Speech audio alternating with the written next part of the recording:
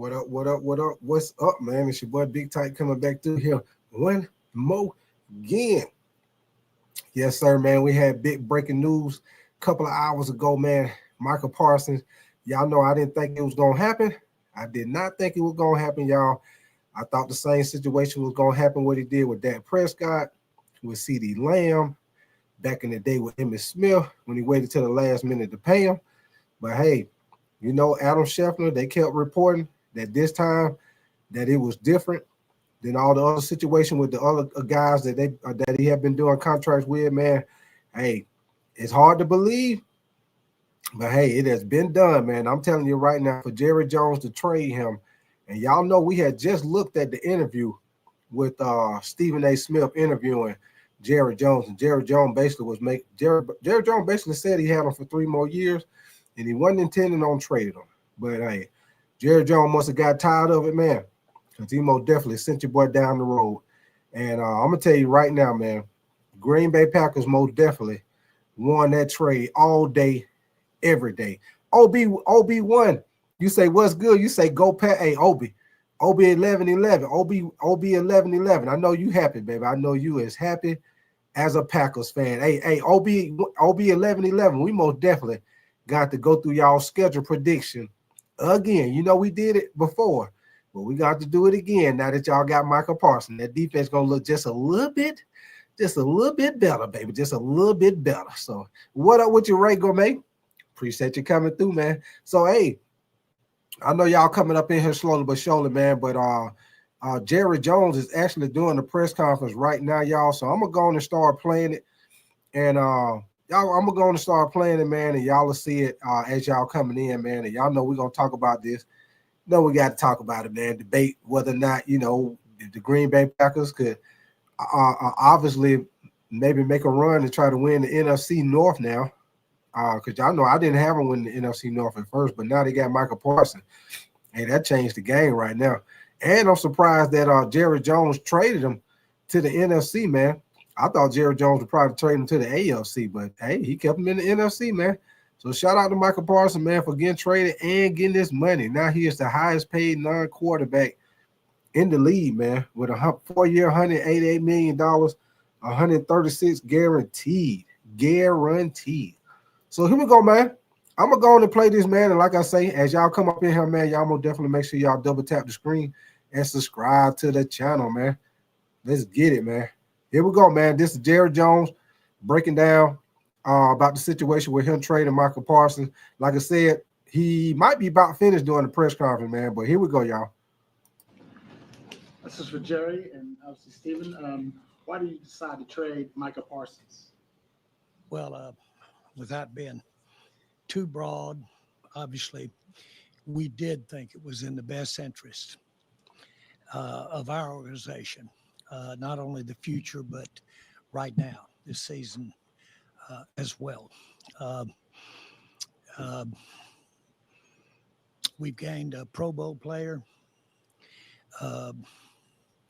We gained a Pro Bowl player in an area that we had big concerns in on the inside of our defense. Let me go beyond your question.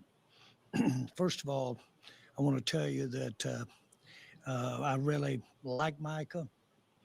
I appreciate the 4 years that we've had him here, and he's a great player.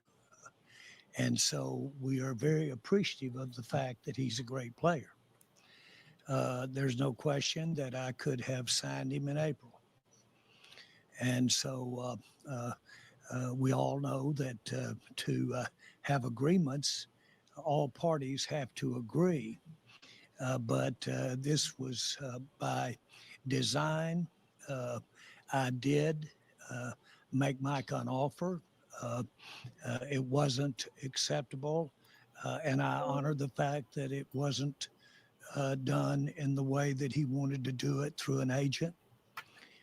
So he was made an offer. There's not an ounce of vindictiveness. There's no bad feelings on my part about the fact that we didn't come together on an agreement. The facts are, and we'll cover it, I'm sure, with many of your questions. But the facts are specifically, we need to stop the run. And we haven't been able to stop the run at key times for several years. And when you have the kind of extraordinary pass rush that Michael had, then the way to mitigate that pass rush is to run at you. If the pass rush doesn't get you ahead pretty big time, and you're playing even or behind, then you've really got a problem in stopping the run. And so we have felt as we embark on changing things. We have a coach that we're mighty proud of in Brian, and we're excited about the changes that we're making, not only in the coaching staff, but in the team. I think out of our 60 players that we would count as the actives and a percent of the practice squad, over 1/3 of those players are new. And so we are doing what I've said many times, that if you are the one that owns, and when you look in the mirror, you've got to change. And so that this was a very deliberate, as it played out, reflection on a key player that could bring us a lot of consideration now, and the player that we got that can help us stop the run, and a lot of consideration in the future, a lot of capital that is required to build a team. It takes many players to be tried to play in the NFL. It takes 11 on the field at the same time. It takes a minimum of 30 or 40 at minimum to have both defense and offense, not including players that are involved in our special teams. So it takes more than one. And so you do have to allocate your resources, whether it be draft picks or whether it be finances. You have to allocate those resources. There was no question in our mind that Michael could bring us a lot of resources on a trade. That has been on my mind since we hired Brian. And so there was no question. As it turns out, all the publicity about the not having a contract, certainly you did your part in making sure that it was known that he was potentially available. And I appreciate that very much. And I say that a little tongue in cheek. I'm not really as serious about it. But I will say this, that it was important that we did get, if we could get it, the kind of interest that we got in making a trade for Mike. He was an asset that we got 4 great years out of. But when you are talking about making a contract the kind that he got and for the future, that's quite a commitment. And none of that counts about what he did those first 4 years. It all goes against what he can do for you in the future, the length of that contract and maybe more. Well, then you've got to really weigh how many players. And I'm just going to give you this. Not only do we immediately get a player, but those draft picks could get us, I'm talking top Pro Bowl type players, could. Not necessarily, you're going to be quick to say, you won't necessarily get those players. You got to draft them or acquire them. But they could get us as few as 3 or as many as 5 outstanding players. Now, not only do they contribute in a game that needs a lot of players on the field, not to be elementary, but they also give you better odds that they're going to be a high percentage of those are going to be available, just from the standpoint of attrition or from the standpoint of just sheer limit on how far one player can go. Very few players are Dion playing 100 plays a game out there at the time. So this trade was not just thought about today. This trade has been going on in our minds and our strategies and being talked about. It's been going on all spring. It culminated today and it came quick, but that's the way things go. It does happen fast when it happens, but you've laid a lot of water. I mean, you've laid a lot of things out there on the water to make it happen. I want to be sure that our fans understand. I think a lot of Micah, and I wish him so much success. I don't want him to have success when they play the Cowboys as much as I do want him to have overall success. But Micah Parsons did an outstanding job for us for 4 years. And a little bit of the way Herschel Walker may have had his greatest contribution to the Cowboys, what he brought to us when he left could be a tremendous thing for our fans and the success of this team. Kenny Clark, uh, we knew beginning, uh, we really knew beginning this spring that if we could pick up a top interior defensive lineman just to offset not having a pass rusher, even though it's Micah. But where we're long, where we're strong is in our pass rushing depth. And we knew if we could get an interior lineman, that was at least something that would improve us right there on a top interior lineman.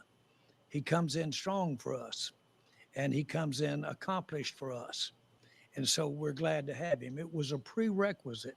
We went down the teams, and we only picked teams that had room on their cap that could pay Micah, and we only picked teams that had top tackles, interior tackles, that we wanted to have any dialogue with at all about a trade.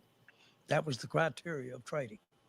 Top existing tackle that could come in here and play for us right now, this year, and offset the fact to whatever degree, more or less, that we don't have that excellence that Michael Parsons has there, but we do have the depth to come in here and do that. And then if we could get the picks that we ultimately getting, and we did have several teams that we might have had an opportunity to do something with. We did have that. And so this was no instantaneous happening this afternoon over about a 5-minute period. The other thing that I would like to say is I firmly made a commitment to Michael this spring, Micah, and paid him, and to pay him. At that time, I was battling and knew that the other alternative probably was. I had no idea what we might be able to get, but I knew that it was very likely to be several players that we could use those resources for all the way, draft picks as well as cap space. And so that was on our mind. The minute that we saw that we were quite possibly were going to have an issue about whether or not we could do a contract or not, that gave us time, that gave us imagineering. That coupled with bringing in a new coach and bringing in a new staff, we felt it fit for us to have more players, more excellent players, if we do a good job of acquiring those players, plus have a team this year that would give us a better chance, dare I say that?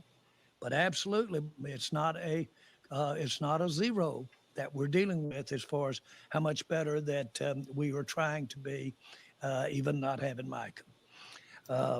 I've got several other things that I could answer a question with, but I'll stop and just let you ask questions. The only other thing, you did an amazing job of covering it extensively, but because we have thought about this a lot. But the other thing came into play big was between Coach Schottenheimer and Coach Eberflus, and talking about the defense and obviously getting a player like Kenny Clark, is we also feel like in addition to the depth is you can scheme pressure as well. And I think Coach Eberflus has been really good at that in terms of using scheme to get pressure on the quarterback. But what's tough to scheme is to stop the run. The other thing that I want to say is we not only gives us 4 first-round picks over the next 2 years, we not only do that, nothing says we can't use some of those picks right now to go get somebody right now. Don't rule that out. You say to your fan base that looks at this and says they're rebuilding right now. Well, again, we've certainly got a new coaching staff, and a third of all the players are new. And so obviously there is freshness. We'll use the word new on that basis. But we have the highest paid player in the NFL at quarterback. And we made that commitment last year, and we're proud we made it. It had everything to do with this decision. Everything. It is give us every opportunity with Dak Prescott and Lamb and the base that we've got to win now. And so all you need to do, this would, I'm not so sure this would have been results had we not had Dak. But the fact that we have Dak, we need to stop the run. We really do. We need to get the ball back. Well, that's why it was so important when you say that is Kenny Clark was a big part of this. And that was the part of winning right now. And we feel like when you look at, the frustration is we hadn't been able to win the big game in the playoffs. And we think it is a direct connection to not being able to stop the run. And we think Kenny Clark's going to be a big piece to that. And we felt like because of our depth on the edge, as well as the ability to be able to scheme pressure, that we could make up for Micah, because obviously he's elite at rushing the passer, that we could make up for that. And then in addition to it, as Jerry said so well, is we do now have 2 ones in each draft over the next 2 years, and nothing says we can't use one of those to improve the team this year, which we wouldn't rule out this year. Clarence Hill, DLLS Cowboys. Can you, from a timeline standpoint, when did you start negotiating with Green Bay, and when did you give them permission to talk to Mugaleta about a contract? Yeah, we're not. I'm not going to get into time frames at all, but we didn't have a deal until this afternoon. I'll tell you, I can say that much. The rest of it, it'd be hard to not characterize the dialogue to pick this call, this time, this kind. We talked to Green Bay more than once, more than twice, several times. And that's been, frankly, over the last several days. But it came to a head as far as acting on it. Remember, there were 3 people that had to, or 3 people, there were 3 entities. First of all, Micah had to have a contract with them that was satisfactory. They had to agree to the contract, and then we had to agree to the trade. And so it'd be real inaccurate to just, on our part, say what our time frame was without knowing theirs. But I will say that certainly it was probably still up in the air this morning when they went to practice. Kenny practiced out there with them today. And so you might say that it was technically up in the air this morning.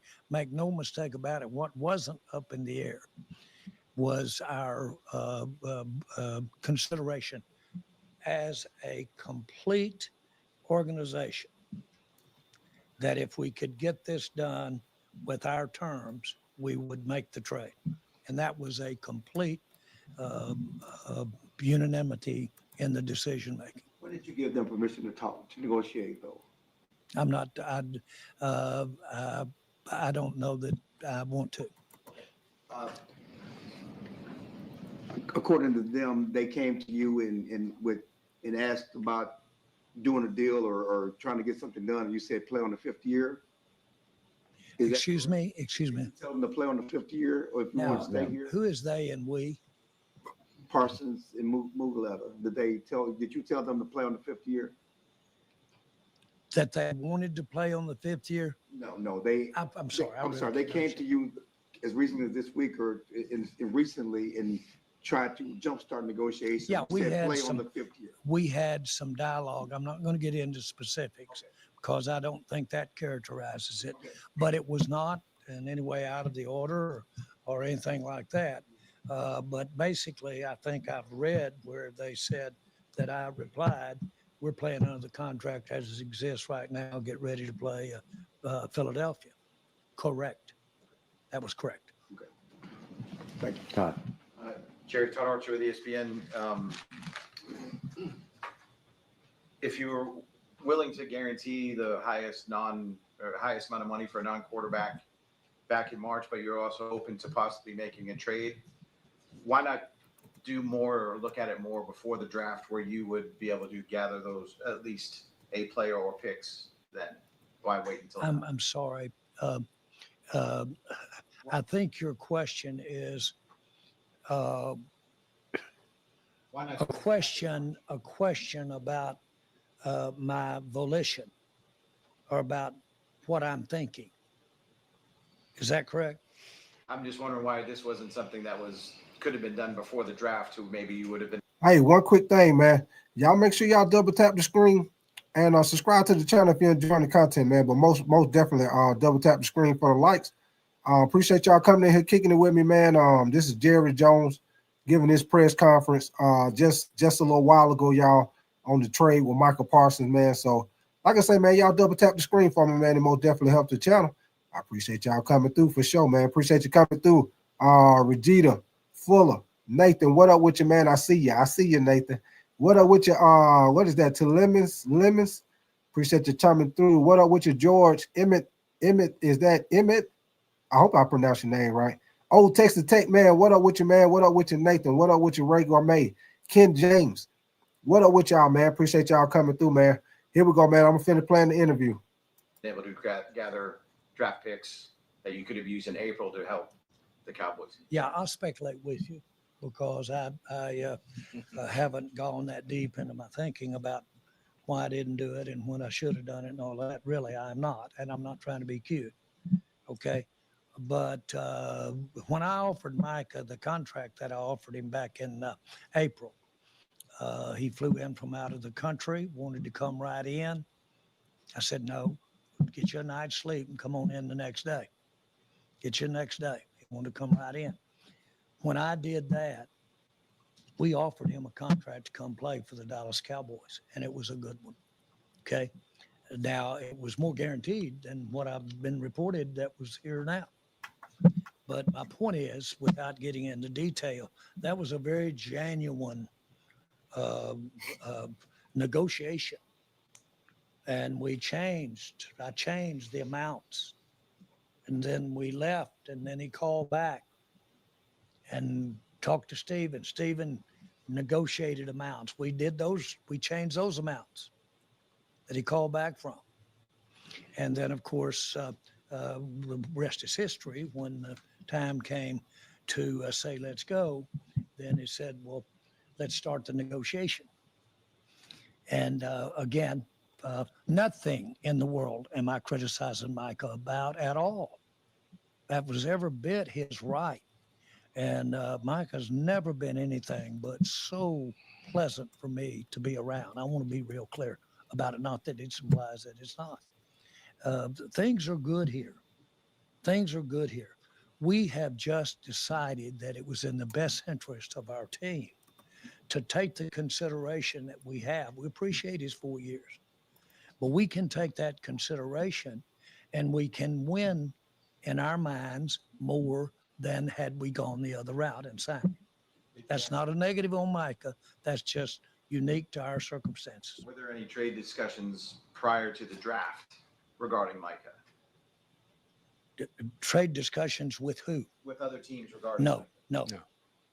So no. could you have done something then? We had them, but we didn't have them with anybody else. The draft's in April, by the way, when we were talking to Micah personally. Right, it was at the end of the month. This was at the beginning of the I month. got you. Oh, you mean a day earlier or what? Shit, come on, man. Come on. I'm not frustrated with that. John McShorter with The Athletic. Jerry, this is just making a move like this isn't something that you normally do. You don't usually move away from star players in their prime. Why is this different right now? As a matter of fact, I've been criticized for staying with players too long. The ones that have had, if you will, a relationship, a working together relationship. I had that kind of relationship with Micah. Like I said, I sat with him at a couple of one Super Bowl for sure, and I'm out here and knew his family. Had a hour and a half visit with his mother during the whole first half last weekend, sitting there with me watching the game, up in the box, up in the suite, where we watched the game.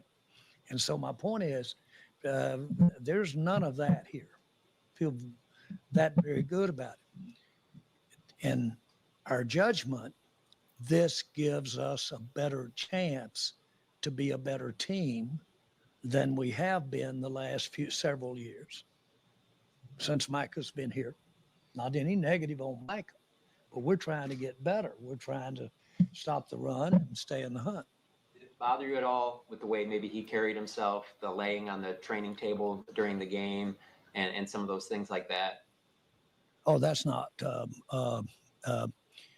That is not. I didn't see it. I saw pictures of that, but those aren't ways that you Make decisions. that you handle being a player in a team concept and the sharpness and paying attention.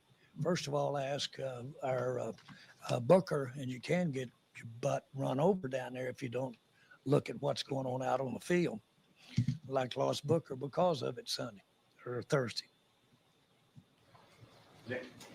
Nick Harris, forward Star Telegram. Jerry, you had said a couple weeks ago in an interview with Stephen A. that you were never considering trading Micah Parsons. Was that a tactic at the moment, or did your tune eventually change in the last couple of weeks? Do you really think if I wanted someone to be interested in him that I would say, oh, I'm going to trade him? It's the opposite. It's the opposite, of course. And I thank you for writing it. I really do. You said that it was a unanimous decision to make this deal today. Yes. Who was involved in that process? The entire coaching and the representatives of the entire coaching, as well as our entire front office, everyone that is involved that has an interest in going forward that we counsel with. And as I've told you many times, contrary to maybe something that's written sometimes or what, I really do get huge input and dialogue and opinions from everybody in our organization. And give me 1 second, man. Appreciate that super chat, Nathan, man. You said shout out to Big Time for always breaking the news and having top tier content. Hey, appreciate that support, Nathan, for sure, man. And like I say, man, if y'all in here, y'all enjoying the content, man, y'all most definitely. All I ask, man, is just double tap the screen for me, get those likes up, man. It most definitely helps the channel, man. But hey, once this press conference is over, man, we're most definitely gonna talk about who the winners and losers of this trade, man. Do y'all feel like I'm surprised by it, man. I thought Jerry Jones was gonna do the same thing he'd been doing, wait till the last minute and pay y'all know they play Thursday night. I thought he was probably gonna play them Wednesday. And the same thing what he did with CD Lamb, man. But hey, it's a shocker to me. But I will tell y'all this. Goddamn Packers gonna be on and popping, baby. We're gonna look at the Packers roster too, and we're gonna look at their schedule, have a little fun and do a little schedule prediction. But what up with you, Dwayne, man? Appreciate you coming through, Dwayne. Appreciate you coming through, Curtis Wall. Let's get it. You said let's get it, Wonder. Appreciate you coming through, man. Richard Dorsey, what up with your man, Tyler Pillington? Appreciate y'all coming through, man. this was unanimous. Was the leadership council, the players, part of that talk? People that were on it were certainly had commented at points informally because of the fact that we were around the training camp and we got members that were training camp that are on that council. Tommy Arch, DallasCowboys.com. Jerry said back in, I think it was April, that one of the things you were looking for from Micah before an extension was leadership. Did you see him take those kinds of steps for you, and was that part of the decision to ultimately trade him? I wanted an elevation because he was going to be elevated to an elite status relative to financial, the percent of the cap that he got relative to all the players. And I really believe strongly that when you have that, then you have an added responsibility to show leadership for the whole team when you're one of the 6 or 7 that are getting 2/3 of the money. Joe. Joe Hoyt, Dallas Morning News. Athletes First represents a good chunk of your Cowboys players, including Tyler Smith. David Mulligetta represents George Pickens, who's on your team. Do you wonder if maybe the interactions you had or didn't have with David Mulligetta might have some ramifications in terms of negotiations down the road? From everything I've heard from people that know him, he's not that fragile. And let me tell you something, you can't do this stuff. You can't do business like this and be around this and be fragile. I'm not. It still doesn't mean you can't get mad or you can't get away, but still, I would think that with his background and what have you, he's very professional and is very willing to keep his eye on the ball and not get caught up in a lot of the other emotion or things that go on. Now, make no mistake about it. Negotiations, and it's not just player. And as a matter of fact, I would like to make this comment. These are young guys, relatively speaking to this guy. These are young guys, and they haven't had times when these their skills and their being of what they're contributing is measured up by some kind of negotiation over money. Now, anybody that doesn't understand that doesn't understand human beings. We all get flair over that. I'm 82. I flare over it today. That's part of that goes with it. And to understand that is, frankly, not necessarily you're learning when you're negotiating at the level Micah or his agents are, but certainly on down the line earlier. That's a big part of evolving. That's why third-year linemen sometimes are better and show up when they didn't show up in the first year. People evolve. I look at it that way. Who was it? Stephen A. Stephen A. said, Jerry said, you should have more grace. You should be a little more sensitive. These are young guys, and you've been down that pike a lot and have it. What Stephen A. got back from me was I've had more grace than any human I know of. I've had more grace. Forgiveness is just to say okay. Grace is when okay, plus they give you a lift. That's grace. You all know that. So having said that, I believe that in our players. And I wouldn't be doing this if I didn't have a big feeling for our players and frankly our coaches.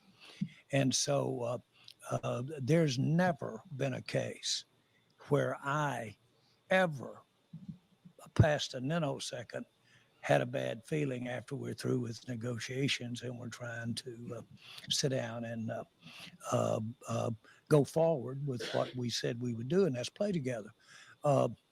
You guys give me a great opportunity to communicate. And I'm not the first one. You've had coaches tell you they communicate with their players through the people in this room. And so you guys give us a great forum to express ourselves in a way. And our fans, if I thought that it was sensitive to fans, then that'd be a different story too. I don't. I think it's a part, another little nuance of being involved in our game. Thank you guys for involving them in these nuances. That's why we did draft room cameras. That's why we did all that. So, boy, I believe in the process and the discussion of the process and the questions you have about it. You mentioned looking in the mirror. Do you think you still plan to continue your player first negotiation tactic that you used with Micah here, where you wanted to negotiate with him directly? Oh, I don't think there's any question.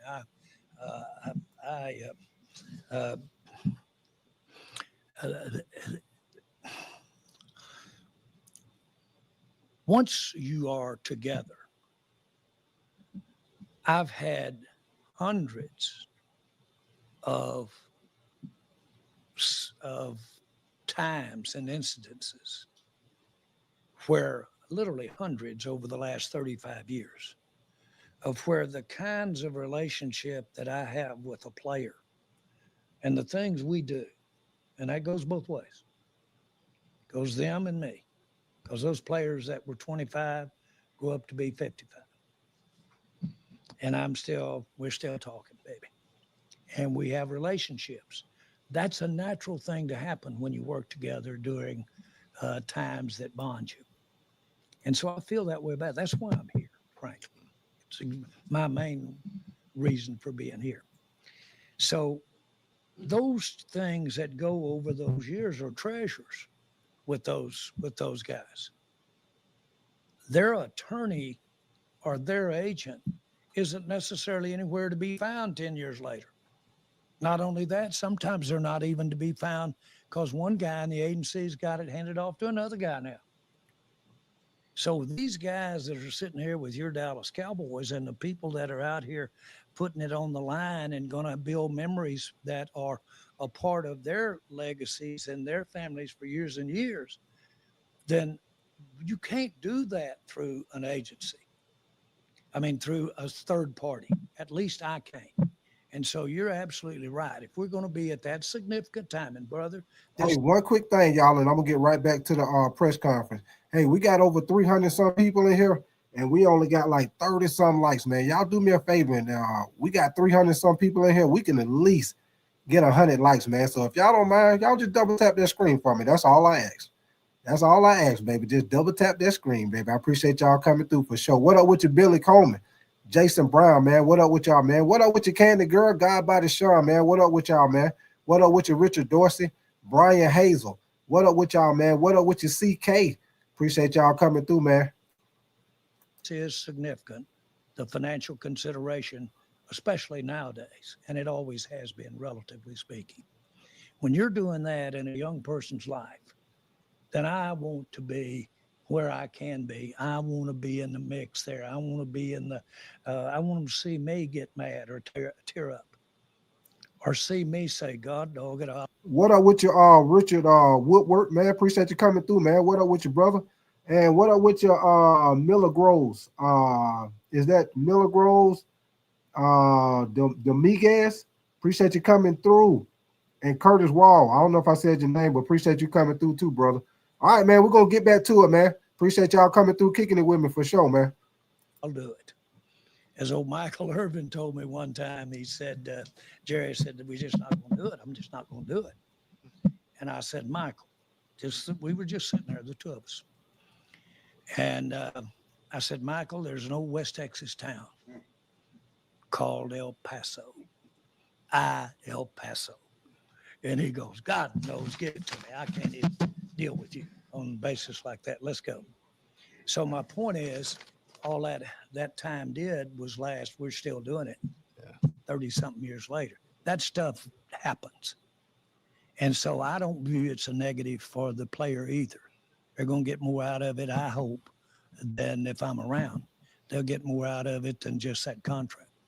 The only other thing I'd add to that is we do have players that come in and we totally respect it, that say, I don't feel comfortable talking about my contract. I'd like you to go through my agent. And we do that respectfully.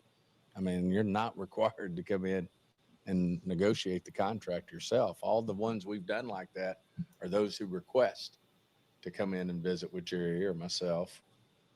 That's the only ones we've done that with. The issue here was not to switch who we were talking with. The issue here was starting over after I had really dug deep, changed, dug deep, more, handed it off to Stephen. He dug more. Now are we through? We're through. And then to say, let's start negotiation. Pretty clever if you think about it on their part. That was pretty good. Scott, Scott Dixon with DAP. This might be for both of you if you have something you want to offer. Was there any point that you felt like Micah genuinely did not want to be here anymore? And if so, when was that point? I didn't give that a thought. I never felt it.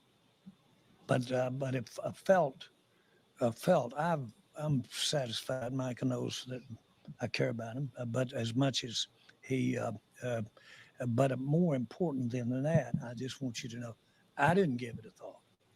It didn't change one thing I was doing, and I'm not trying to be anyway other than I just didn't let that stop the train from accomplishing, frankly, what we end up accomplishing today. Don't make so much out of that, well, that not talking caused this thing to be done. There's a little thing called stopping the run. There's a little thing called football team having the resources of those picks and having the resources of the player we got. That had a heck of a lot more to do with it than any hiccup we might have had in April. Saadi's with The Athletic. Jerry, do you have any regrets over the process of the last few months and how things went?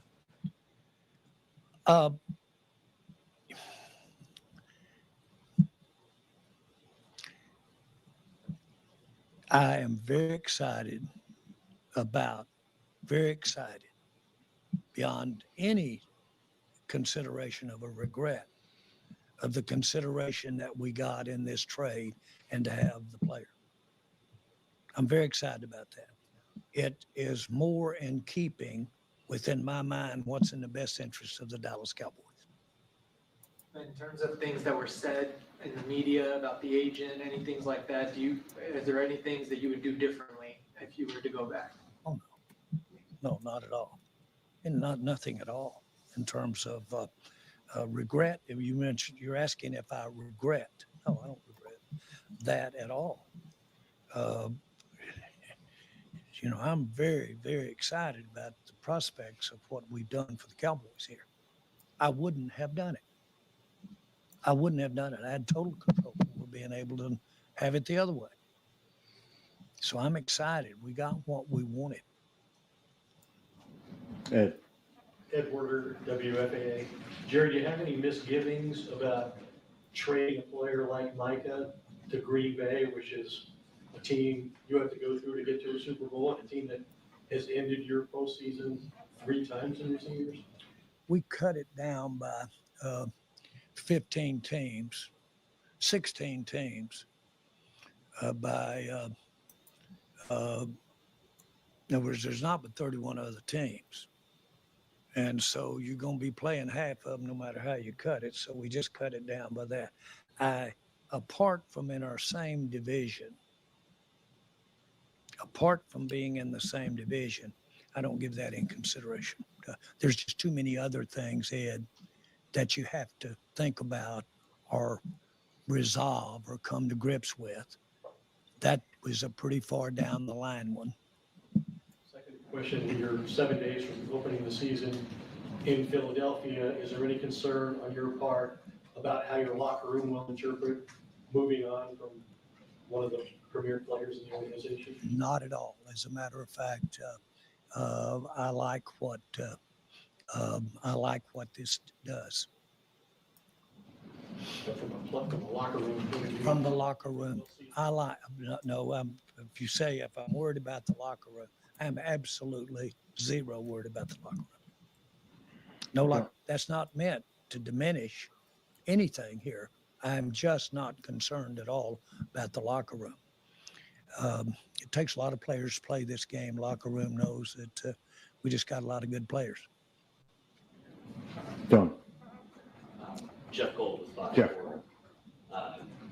In your interview with Michael Irvin last week, at the end of it, I don't know if you were joking or serious, but you talked about having him come bring Micah in so you guys could figure this all out. Between the conversation in the spring and today, did you at any point talk one-on-one with Micah to try and figure this out? Did I talk to Michael? Micah. About, I'm sorry, I didn't get You had the one-on-one meeting in the spring with Micah. Yeah. between then and now, was there any point that you went to him or he came to you and you tried to figure this out man to man after that meeting? No, but we were talking, baby. We were talking. That's We're on the practice field. That's the old deal. We had the practice field, but you're talking about the spring. You're aware of the talk we had on the practice field. But listen, everybody knew exactly what had happened, and they completely knew our numbers. And so that's not, I've been in negotiations where not a lot was said then too, because you had given your numbers.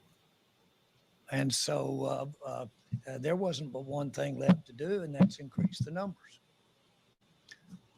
from their standpoint. Okay, mine would have been come in.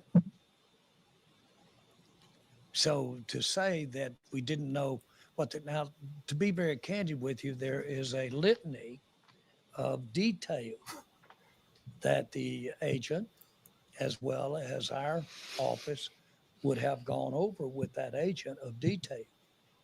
But the big ones, the years, the amount, how it's paid, that type of thing, we had discussed. I get it, and I think everyone does get it too. They wanted to go where I stopped, and they wanted to go from there.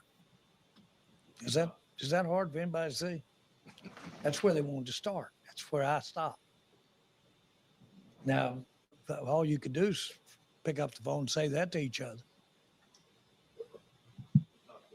About your relationship with Micah being unusual in some ways, that you socialize, we talked about the Super Bowl moment. You feel like over these months, could you feel the deterioration with that relationship?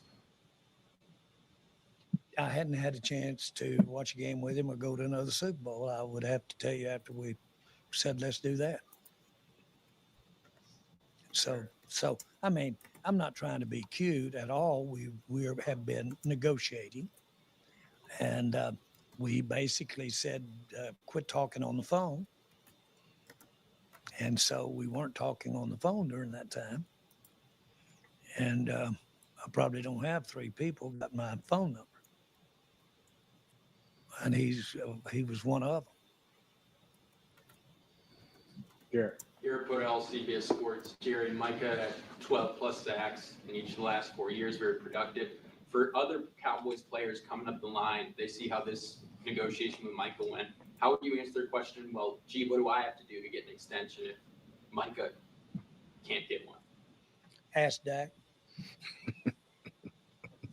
Highest paid man in the NFL. There's a lot of players that they could ask that have been paid down around here. I'll pay players. So what makes this different? Because we wanted to look and see if we could do what we did. That's the benefits of the trade made it different. Make no mistake about it. We all know we could have signed Micah, but we decided to go with the trade. Hey, Jerry. Pat Doney with NBC5 here in Dallas. 1 month from today, Micah will be at AT&T Stadium playing in a Packers uniform. Have you allowed yourself to think about that, and what are you expecting that night to be like for you when he plays on Sunday Night Football against your team? Well, I had to play Emmitt Smith when he was a Cardinal, and that made it hard. But obviously, we have to play a lot of players that we play, when I say play them, we compete on the teams that they're on after they leave the Cowboys. It's free agency. That's what happens. Micah will be problematic, very problematic. I'd suggest that we get ahead and run the ball. Last one. City Staples, DG10 Sports, for you, Mr. Jones. What do you have to say to the fans who may be really frustrated, upset, confused by this decision? Well, I would like for them to look at a lot of what we've talked about here. And that's why I'm saying what I'm saying here, because I want them to be interested and involved in looking at it. This was a move to get us successful in the playoffs. This was a move to be better on defense, stopping the run. This was a move to, if we get behind, not be run on. And it was a deliberate move, a well thought out move to make this happen. The other thing that I would say is that we have a chance to get a minimum of 3, and it could very easily be as many as 5. Really top players. And you got to look at 3 to 5 to 1 over who's going to help you win the most. And it was strictly that, because what up with your SC Panther boy 803? What up with you, brother? Appreciate you coming through, man. What up with your Tyson Manning, man? What up with your Pope Fiction? Appreciate y'all coming through, man. Hey, appreciate y'all coming through, kicking it with me tonight. it's not only the draft picks that you have as currency, but is the available cap room. And we can take that available cap room that we were going to use with Micah, and we can pay 3 to 5 players with that we wouldn't have been able to pay. And it's an allocation. It's not a volition. It's an allocation of money. And so we chose to have numbers of players that we could pay handsomely, that would be those caliber of players, not practice, not young practice squad players. We're talking players that can really compete. And so for our fans, I think we're better off having those numbers of players. I think we're better off from attrition. From, as you know, this game is in many cases built around planning injury and knowing that you're going to have injury. If you have injury, you've got 5 players rather than waiting on one, not waiting, but looking at one player. You've got better odds of having, if you will, availability for it. So this gives us the best chance, and we've tried it in a way, that way. And our fans, as well as my mirror, is saying, come on, let's change something up. Let's do something a little different here. Well, how about Brian Schottenheimer? How about... Hey, one quick thing, y'all, and I'm going to get right back to it. Hey, SC Panther boy, this the link right here. Hold on. This the link right here to my channel, man. So SC Panther boy, if you want to be a member of the channel, and that's anybody else, man. If you're new over here, we do the whole NFL, man. I do the NFL, I do college football, we do the NBA and college basketball, man. We do a little bit of everything. But yeah, SC Panther boy, that's the link to my channel right there, man. So if you want to hit the link, you should be able to get to it if you want to be a member, man. And that go for anybody else, man. And like I say, y'all do me a favor and get those likes up for me, man. Hey, when this press conference is over, we most definitely got to talk about this trade, man. Who the winners, who the losers. We'll also look at the Green Bay Packers schedule, do our predictions. We'll also look at the updated rosters, man. We'll look at the Dallas roster without Micah Parsons. We'll also look at the Green Bay Packers roster with the addition of Micah Parsons, man. So we're going to talk about a little bit of everything, man. So I appreciate y'all coming through, kicking it with me. For sure. Hey, one thing I'm going to say about your boy Micah Parsons. Damn money, money, money, money. Money. Loading up with some resources called cap room and draft picks. And how about bringing on those kinds of changes? How about philosophically doing our defense a little different? How about bringing in some better blocking on the offensive line? We have done all of that, and this is a part of it. All right, thanks, everybody. Thank you, guys. All right, man. So that is the end of the press conference. Hey, I got one thing for y'all, man. I know y'all was talking about how Jerry Jones looked. Hey, I'm gonna let me pull this up right quick, man. I'm gonna show y'all exactly who Jerry Jones looked like, because I heard y'all talk about your boy Jerry Jones. I'm gonna show y'all exactly what Jerry Jones looked like. Give me 1 second. I'm gonna show you exactly who he looked like. Y'all see this dude on my screen right here? Yeah, that's exactly who Jerry Jones looked like right there. Your boy from Tales from the Crypt. Y'all remember that show Tales from the Crypt? that little ugly dude right here was the host of the show. Yeah, that looked just like Jerry Jones right there. Your boy be telling the story. You know, he had that little creepy laugh. Yes, sir. Tales from the Crypt, Richard Gilbert, man. Brian Gilly, you said Micah is horrible against the run. Yeah, Brian Gilly. Hey, we're going to talk about that. Matter of fact, let's get into it right damn now, y'all. Let's get into it right damn now. Now, one thing I want to tell y'all, man, as far as with your boy Micah Parsons, one thing I will say, y'all know Micah Parsons most definitely is a great edge rusher. You know, he got 52.5 sacks in 4 years, and he also had a Pro Bowl bid in each of those seasons, man. So, but one thing y'all know what the weakness is with Micah Parsons is against the run.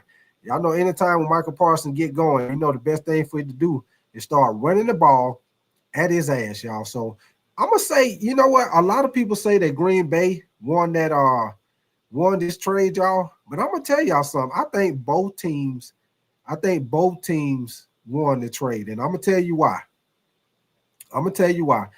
If y'all peep game, the Cowboys' problem last year, what was their weaknesses besides Dak being gone? Their weaknesses was running the ball and stopping the run.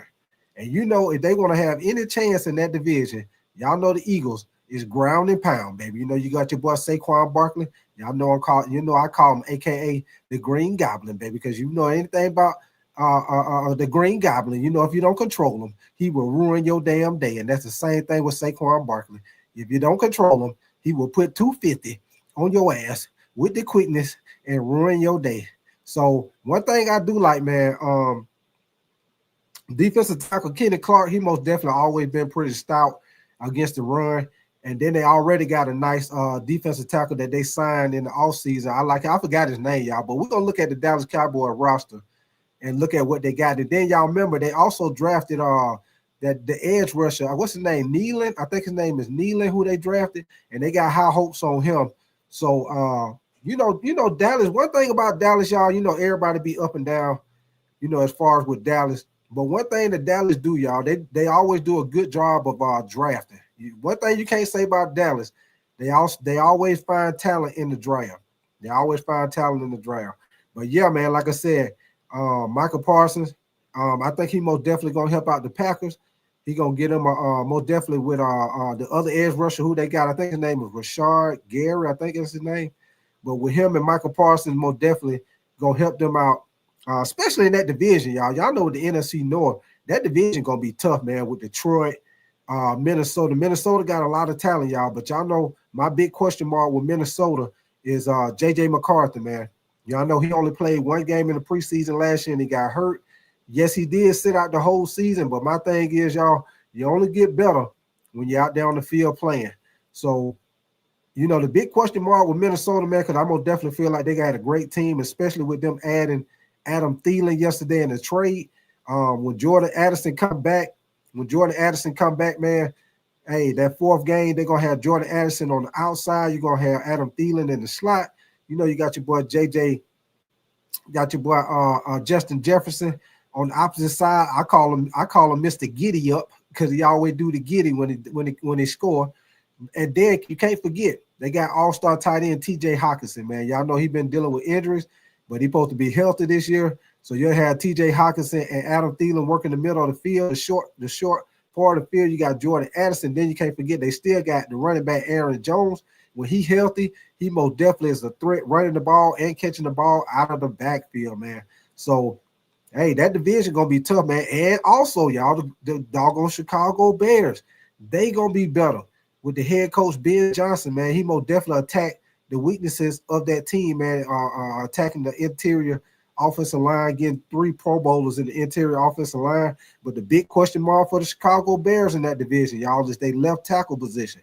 They got a big question mark on that left tackle position, man. I don't even know if they actually announced who the start is for the left tackle position, man. But if they get that left tackle situation straightened out, man, I most definitely feel like Chicago can make some noise in the NFC North, man. That division right there gonna be tough, man, especially with Green Bay adding on Micah Parsons, man. It most definitely gonna be tough. As a matter of fact, Matter of fact, let me see what you say. What's your name? Is that Tammy Westbrook? You say it's the exact same as what the Walker. You say then we won back to back. And then Brian Gillett, you say teams have figured out how to take Micah out of the game, and that's by running at him. Facts, Brian. Facts, Brian. That's exactly what they do. They start running at his ass because he's not good against the run. He is a great edge rusher, y'all, but he's not good against the run. Brian Burkhead, you say I have very mixed emotion with the trade. You say diehard Cowboys fan. I love Micah. Why? You say why Jerry? Why? Brian, you know what, Brian Burkhead, man, appreciate your comment. This is what I'm gonna tell you, man. Ray Gourmet, you say that's a tough division. Yeah, it is, Ray Gourmet.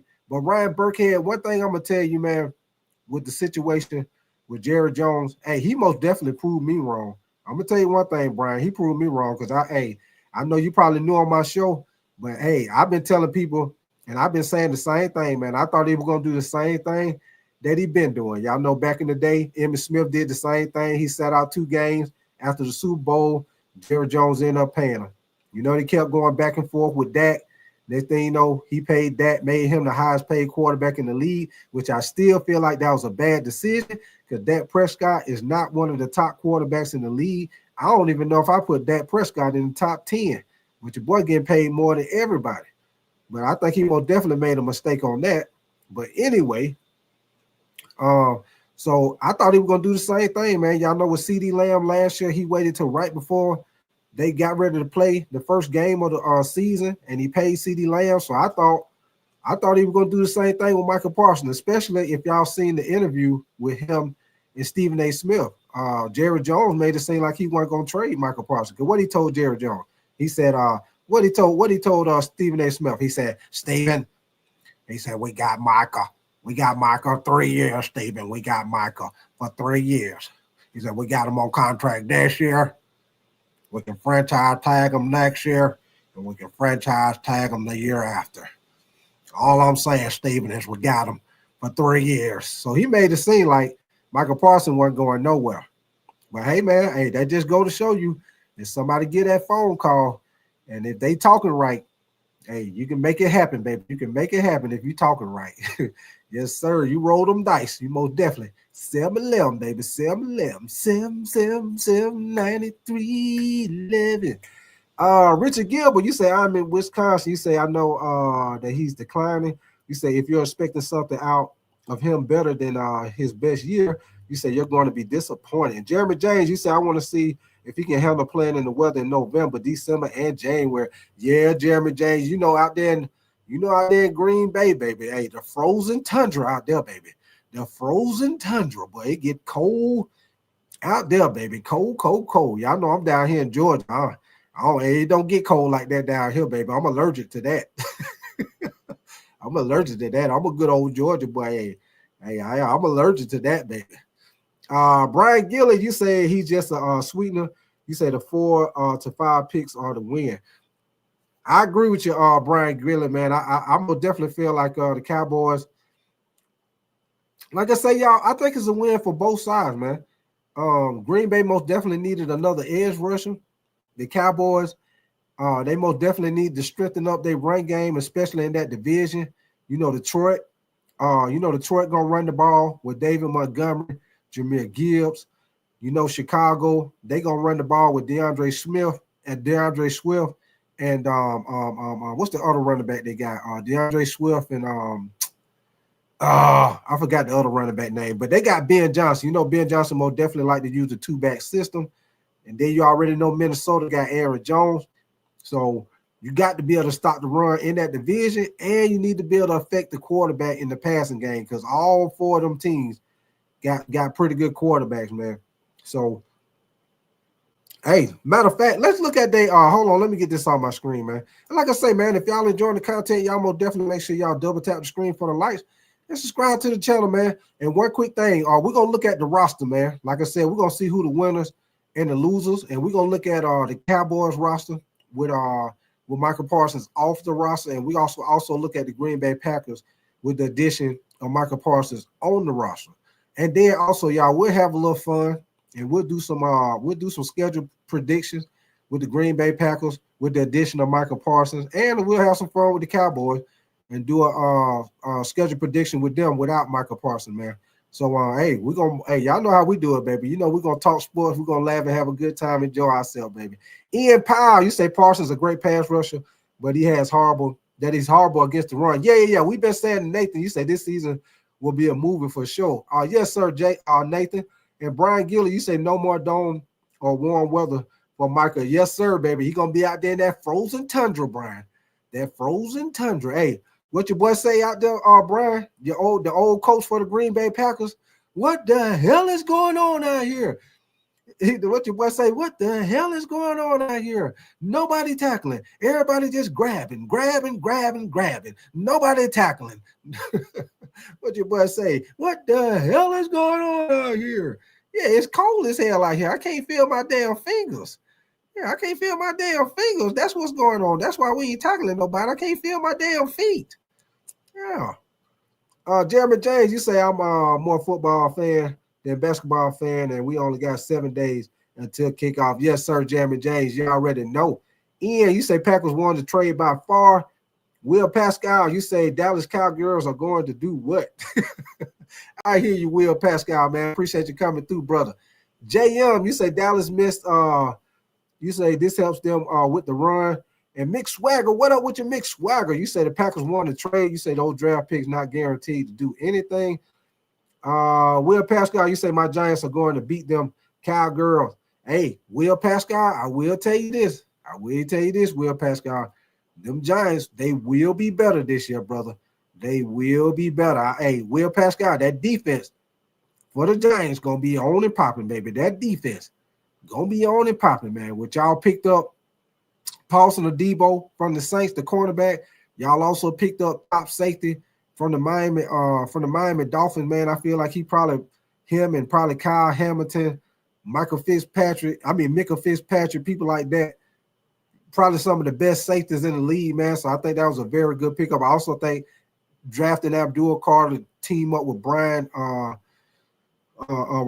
Burns. And then y'all already got the big middle defensive tackle, Dexter Lawrence. So y'all going to be nice on defense. And then you already know you got Malik Neighbors. You already know he on the popping. So Dallas, y'all got some talent. Y'all got some talent now with Dallas. Y'all got some talent. That division just going to be tough, man, because you got the Eagles. You got the Commanders. Ooh, that division going to be tough too, man. It's going to be tough. Mark Agler, you say stopped about 3 first rounders. Dallas has now. And Brian Gilly, you say Dallas will win at least 10 games as long as Dak stays healthy. Nathan, you say coldest game ever, 27 degrees in Cincinnati versus the Raiders in the playoffs. And Ian Powell, you say only issue for the Packers, they're going all in this year for sure. You said, but for the top cap site, they're saying all the things of Packers will be, you say $1 million next year, not counting draft picks. $1 million next year, not counting draft picks. Okay. And Ray Gourmet, you say the Giants going 3-14. Well, Ray Gourmet, you know, we did look at their schedule. The goddamn Giants, hey, man, them goddamn Giants, boy, they got bro. How did the Giants get a schedule like that, boy? The Giants schedule, boy, ooh-wee. Man, that goddamn Giants schedule ain't no joke, baby, no joke. But y'all give me 1 second, man. Let me bring up the rosters, man. We'll look at the Cowboys first since they the hot topic with the trade. We'll look at the Cowboys roster first. Hold on, y'all. Let me get this up on my screen. All right, man. So if y'all see my screen, hold on.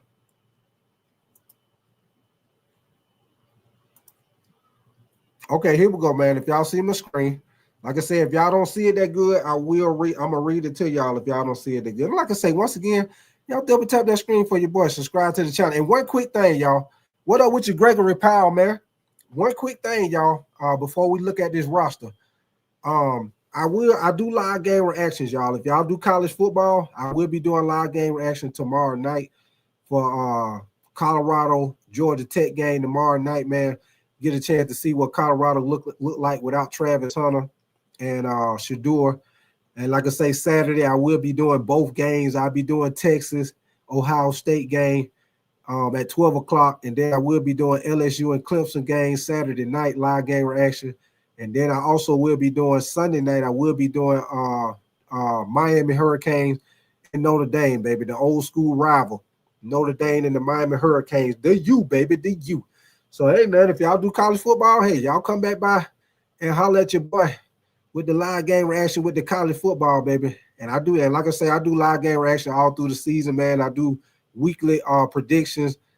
And I do nightly shows, man. I come on pretty much every night around about this same time, anywhere between like 8, 9. Every once in a while, I might come on a little later, but most of the time I come on between 8, 9 o'clock, y'all. But here we go, man. Let's look at this roster for the Cowboys, man. So y'all already know we're starting on the offense side. We already know Dak is the starter, and Joe Milton be backing them up. Starting running back right now, they got Javonte Williams and Jaden Blue, who they drafted. You already know you got CeeDee Lamb, George Pickens, Kavontae Turpin, the speedster, and Jalen Tolbert. Y'all know the tight end, the big tight end, Jason Ferguson. Fullback, we already know that. Lineman, I'm going to skip over the lineman, y'all. Now, let's go to the defense. Now, this is the guy right here that they got replacing Micah Parsons, man. Marshawn Nealon. Y'all know they had high hopes on him when they drafted him. He most definitely was a pretty good edge rusher in college, y'all. So that's who they looking to step up with Micah Parsons being gone. And as you see, the ESPN website already has it updated, man. Y'all see Kenny Clark is already in the starting lineup for the defensive line. The ESPN website have already updated it. So you see they got Kenny Clark, which he is a very good run stopper. And then you remember Oza. I can't pronounce his last name, y'all, but you know they paid him. In the offseason. I think it was in the offseason or right before the end of the season, they paid him. So you got 2 solid defensive tackles right there. Dante Fowler. To me, man, Dante Fowler, he ain't never really mounted up to what everybody thought he was going to be as an edge rusher. He okay. Dante Fowler give you somewhere between about maybe 8 sacks, somewhere in there. So they're going to need one of these guys to step up, whether it's Marshawn Nealon or Dante Fowler, man. But they most definitely be better against the run with these 2 defensive tackles. So let's move down. Now, at the weak side linebacker, they got Maris. What is his name? LaFou? Is that LaFou? I guess I pronounced his name right, y'all. Middle linebacker, they got Jack Sanborn. And the strong side linebacker, they got Kenneth Murray Jr. Backing him up, they got Shamar James backing him up. Now, in the secondary, which you know, the Cowboys, they got a pretty good secondary. They got Deron Bland, which y'all know some of that money that they was going to play Micah Parsons. Now they'll be able to pay Deron Bland and keep him in the secondary. He most definitely is a solid DB. They got the safety Donovan Wilson, Malik Hooker, and then you already know on the other side of the defense at cornerback, we got Trayvon Diggs. They already done paid him. So, and the nickelback, they got Reddy Stewart.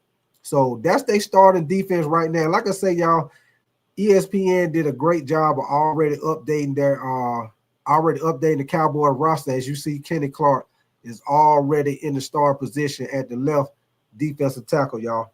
So that's the Cowboy roster right there. What up with you? It's T. Jones, man. Appreciate you coming through. Mark Aguilar, what up with you, brother? Appreciate y'all coming through, man. Gregory Powell. Old Texas Tech, man. You say, let's go Georgia Tech. Jay Young, what up with you, Jay Young? All right, man. So we just looked at them. Let's look at the Green Bay. Let's look at the Green Bay Packers roster, man. Let's look at the Green Bay Packers roster with the addition of Michael Parsons, because I think they already updated the roster for Michael Parsons too, y'all. Give me 1 second. Let me get the roster. Okay, here we go. Okay, here we go, y'all. Give me 1 second. Okay, here we go, y'all. This is the updated roster for the Green Bay Packers. And like I say, they already updated with the addition of Michael Parsons. ESPN app is real good for that. So as you know, man, Jordan Love is the starting quarterback. The backup is Malik Willis. Hey, one quick story, man. I met Malik Willis, y'all. I met him in Vegas. Bullshit y'all not. That year when Malik Willis got drafted, when he got drafted to what team he got drafted to? That was Tennessee. That year he came out in the draft, y'all.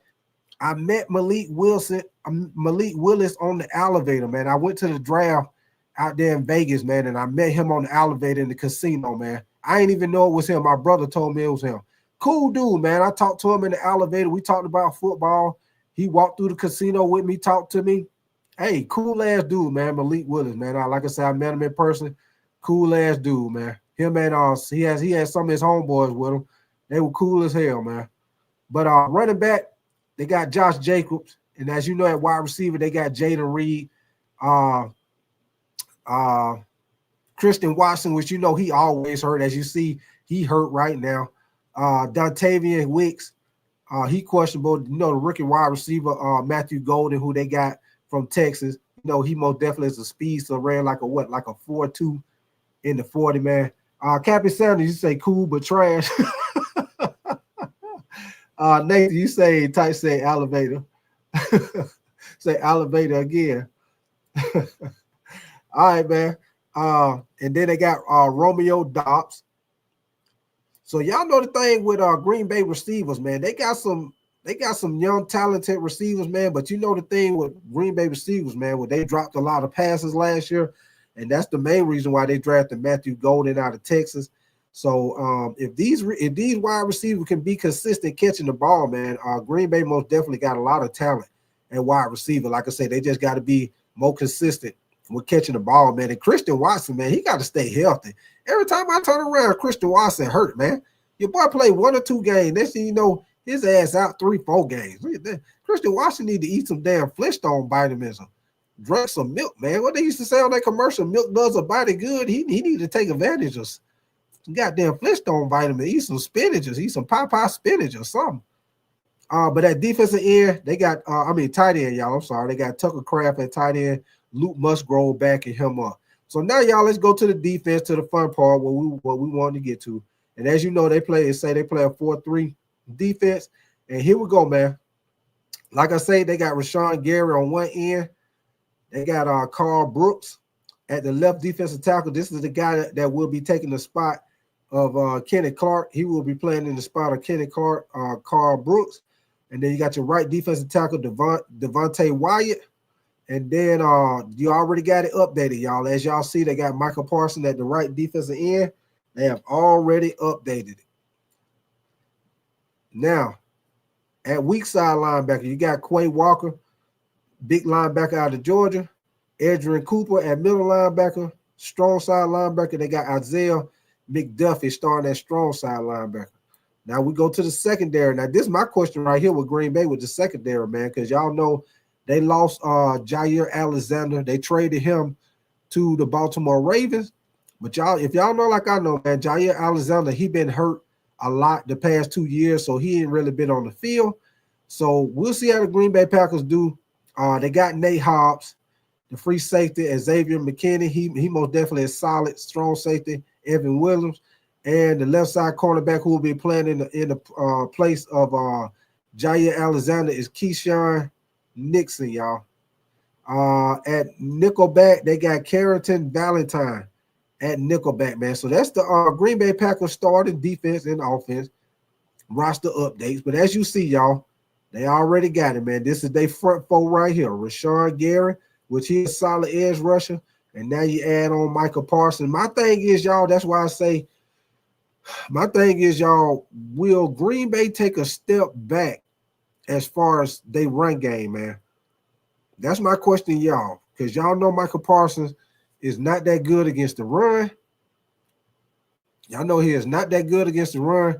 He is great. He is a great pass rusher, great edge rusher, but he's not that good against the run, y'all. So my question to y'all is, even though I feel like the Green Bay Packers will be better, but my thing is that y'all, what will happen when teams start running the ball on them and start running the ball at Micah Parsons? Like I say, they done lost Kenny Clark, so I think they might take a step back as far as they run defense, man.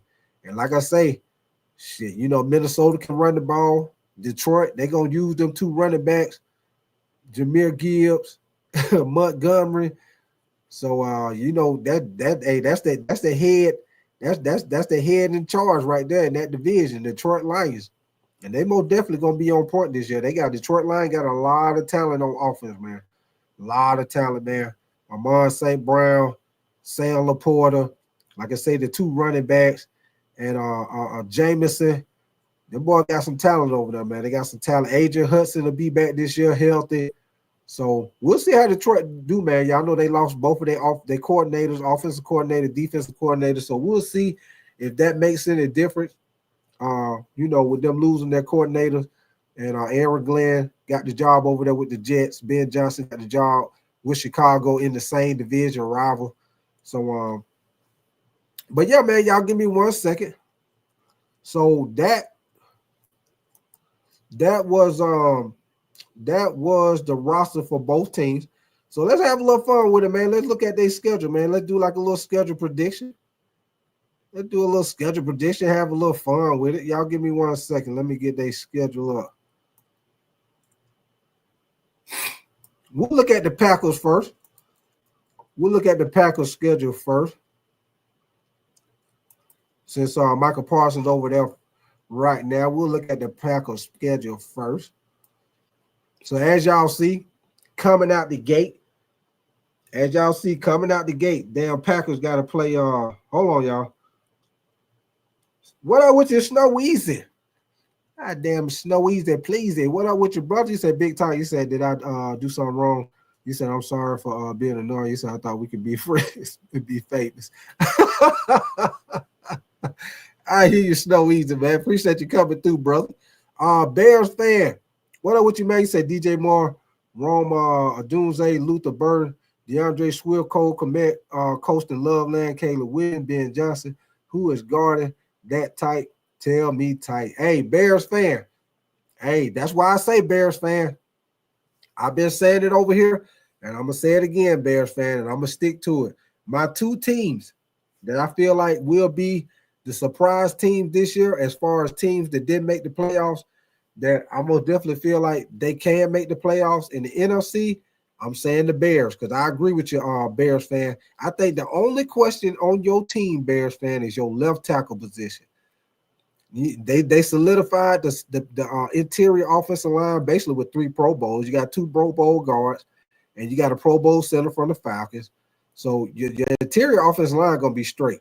It's just that left tackle position, Bears fans. So I don't know if y'all already said who's going to be y'all left tackle. I know y'all was trying people out in the preseason. I don't know if they made that decision yet, who going to start, but that's the only question. Yeah, Bears fan, that's the only question I got for y'all team, man, is that left tackle position.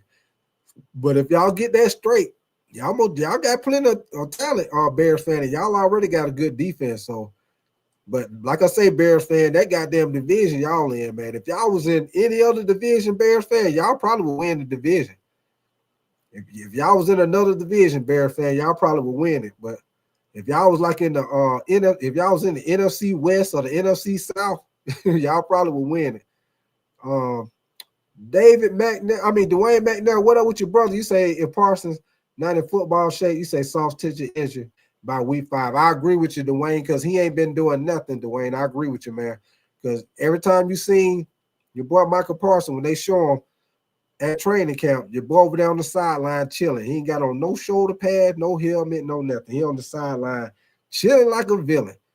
And now he gonna all of a sudden go in there and start rushing. And y'all see, as y'all see on my screen, y'all, the Green Bay Packers got to play the Detroit Lions from the giddy up. Let me say that one more time. They got to play the Detroit Lions from the giddy up. Yes, sir. Snow Easy. William Hart, you say Seahawks have a team. I hear you, William Hart, man. Hey, I'll tell you what, with them Seahawks, my only question, and you know what? I always have a question. I always have a question mark for whoever teams, William Hart. And my only question mark for your team, William Hart, is your offensive line. Last year, William Hart, y'all offensive line gave up a lot of sacks on your boy Geno Smith, man. Him and CJ Stroud, I think they were tied for the 3rd most sacked quarterbacks last year. I think they got sacked like 50-some times or some shit, William Hart. So we'll see how it goes, man, because William Hart, if you know anything like I know, if that pass rush start getting to your boy Sam Darnold, as you see what happened to him at the end of the season, you see when he played the Rams that week before the Rams and when he played the Rams, when them teams start getting pressure on his ass, your boy Sam Darnold looked like a totally different quarterback. He was lighting it up the whole season. Goddamn Ram jumped on his ass. Hey, they bounced. Hey, William Hart, they bounced his ass harder than a damn council check out there. William Hart, you said the O-line has been addressed. Okay, William Hart. William Hart. All right. Like I said, William Hart, that was my only question for y'all. But if you say y'all address the offensive line, that most definitely will help. I like the fact that y'all got Cooper Kupp. If he can stay healthy, William Hart. If Cooper Kupp can stay healthy, I'm gonna definitely feel like y'all will have two great route runners. Because now y'all got what's your boy name? Jackson and Jigba. He most definitely is a great route runner. Cooper Kupp is a great route runner. So if Cooper Kupp can stay healthy, y'all most definitely have two great route runners. Both of them gonna get open. So, but like I say, William Hart, that division, I think the Rams gonna win that division though, William Hart. If your boy Matthew Stafford stay healthy, because you know Matthew Stafford, this offseason, this training camp, man, you know he been dealing with that back situation. I think your boy got a disc or some type of disc in his back or some shit. But yeah, William Hart, man. So we'll see how they go, man. You know them back injuries, man, with your boy Matthew Stafford. You know that stuff be lingering problems, man. So we'll see how it go if he get hit hard or sacked or something like that. See if that back start bothering him. Johnny Boy, what up with you, man? You said the Cowboys need to take the 2 first-round picks and get some good players this year, or the value drops a ton. Hey, Johnny Boy, one thing I will say, I don't know if you're a Cowboys fan, but one thing I can say about them Cowboys, and I'm not a Cowboys fan, y'all, but if y'all look at the Cowboys' history, one thing that you can't deny about the Cowboys, they always do a good job of drafting. Whoever they scouts is for the Cowboys, they always do a good job. But y'all could think about it. Think about it, y'all. Ever since y'all can remember, the Cowboys always have a good receiver. They always have a solid quarterback. They always have a good running back. Now, this year, we'll see how they do at cornerback. You know, I mean, not cornerback, but running back. You know, usually the Cowboys always have a far back as you can remember, all the way back with Tony Dorsett. They usually always have a great running back. This year, we'll see. I think Jada Blue, I think eventually he'll probably be the starter, but we'll see. Another thing, if you think about it, all the way back, the Cowboys always have good edge rusher. They always have good cornerbacks. So I ain't got no doubt, y'all, with them 2 first-round picks, that the Cowboys gonna get some players with them picks, because they always do a great job of drafting, man. Like I say, whoever they scouting department is, they always do a good job. One thing about Dallas, man, you can't say they ain't got no talent on the team. The thing with Dallas be they got talent, and everybody be wondering why they ain't winning. You know what I'm saying? Sometimes the talent sometimes they have good players, but the wins don't be matching up. The wins don't be matching up. Johnny Boy, you say true. Ray Gourmet, you said the Rams been cooked since Aaron Donald retired, and Carter B82. What up with you, man? You said last couple of drafts they've been trash. And Nathan, okay, you say Snow Easy. Nathan, you say just saw the last comment. And Ray Gourmet, you say Ezekiel Elliott was mid. Yeah, hey Ray Gourmet. The only thing about Ezekiel Elliott, man, let me see, Ezekiel Elliott, what he had like maybe about 2-3 good years, Ray Gourmet, and then he fell off the mountain, then he fell off the cliff. He had maybe about 2-3 good years. Your boy fell off the cliff after that. David Fry, you say injuries make things so unpredictable. Yeah, they do, David Fry. That's the one thing about football, David Fry. And I played football the majority of my life, man. One thing about football, David Fry, that you can't say about no other sport, man. You can get hurt. And I mean, literally, David Fry, you can get hurt at any time of the game, any play of the game. David Fry, I don't see people ain't got nothing to do with the play, David Fry. They be blocking somebody else. I don't see linemen. I don't see tight end, wide receiver. They blocking somebody.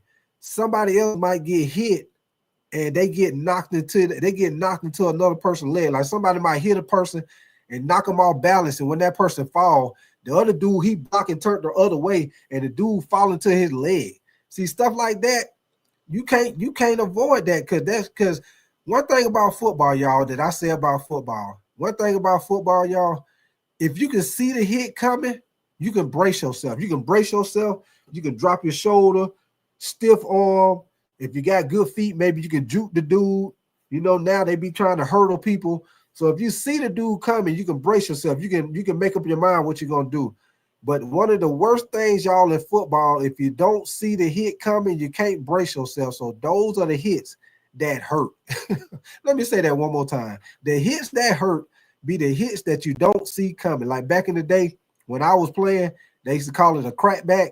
When they used to try to catch you slipping on a punt return, kickoff return, or, you know, trying to blindside. Some people call it blindside. Some people call it a crackback. Yeah, that's why they took that stuff out, man, because too many people would get hurt on them blind sides and crackback, man. Because see, you don't see it coming, so you can't brace yourself. So it's like a car crash. You get you get hit. You can't brace yourself, so your body get knocked all crazy. You hit the ground all awkward and shit. You be hurt. Yes, sir.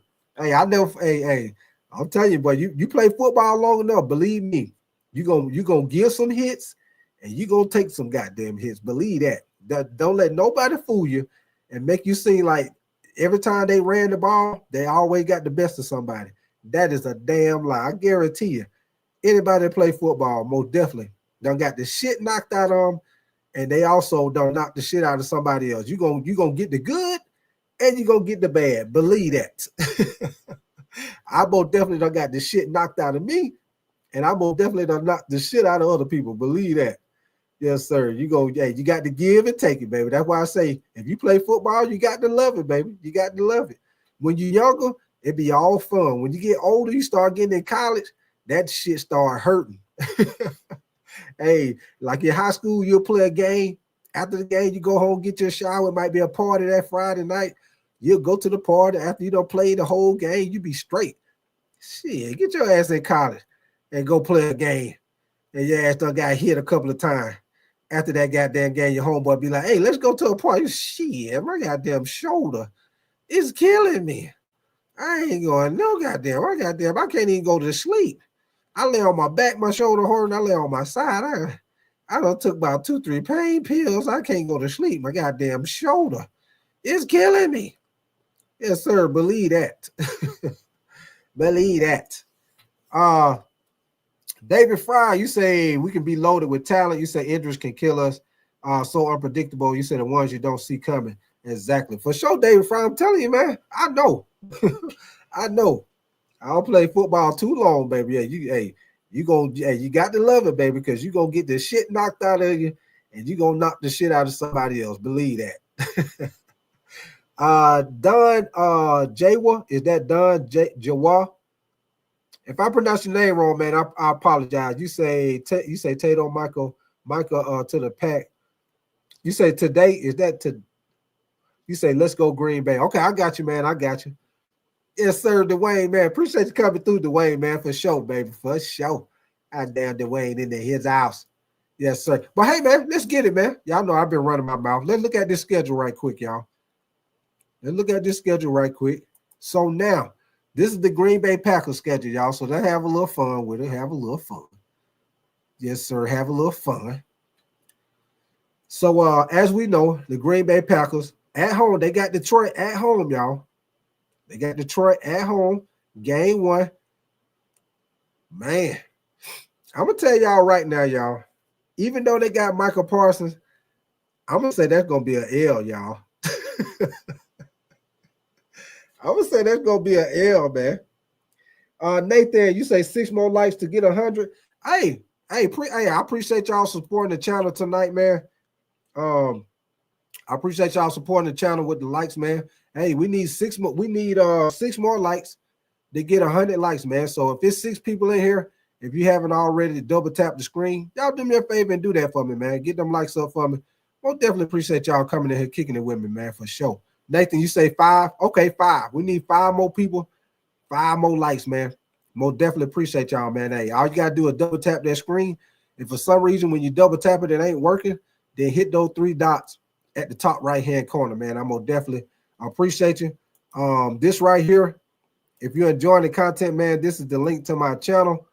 I just put in the chat. If you want to hit the link and go check out any of my other videos, you go to my channel, man. I got shorts on there, like different highlights from the season last year that I did.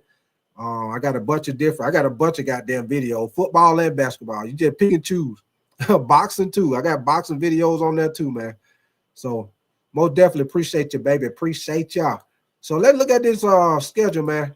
Like I say, the first game, they got Detroit at home.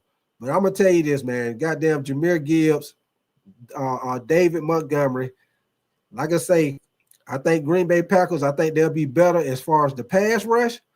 But I think they're going to take a step back as far as stopping the run, especially with them losing Kenny Clark, because Micah Parsons is not good against the run. So I'm going to say Detroit beat them that first game. I'm going to say they lose to Detroit. They start out 0-1. And then they got to play the Commanders that Thursday night. I'm going to say they lose to the Commanders.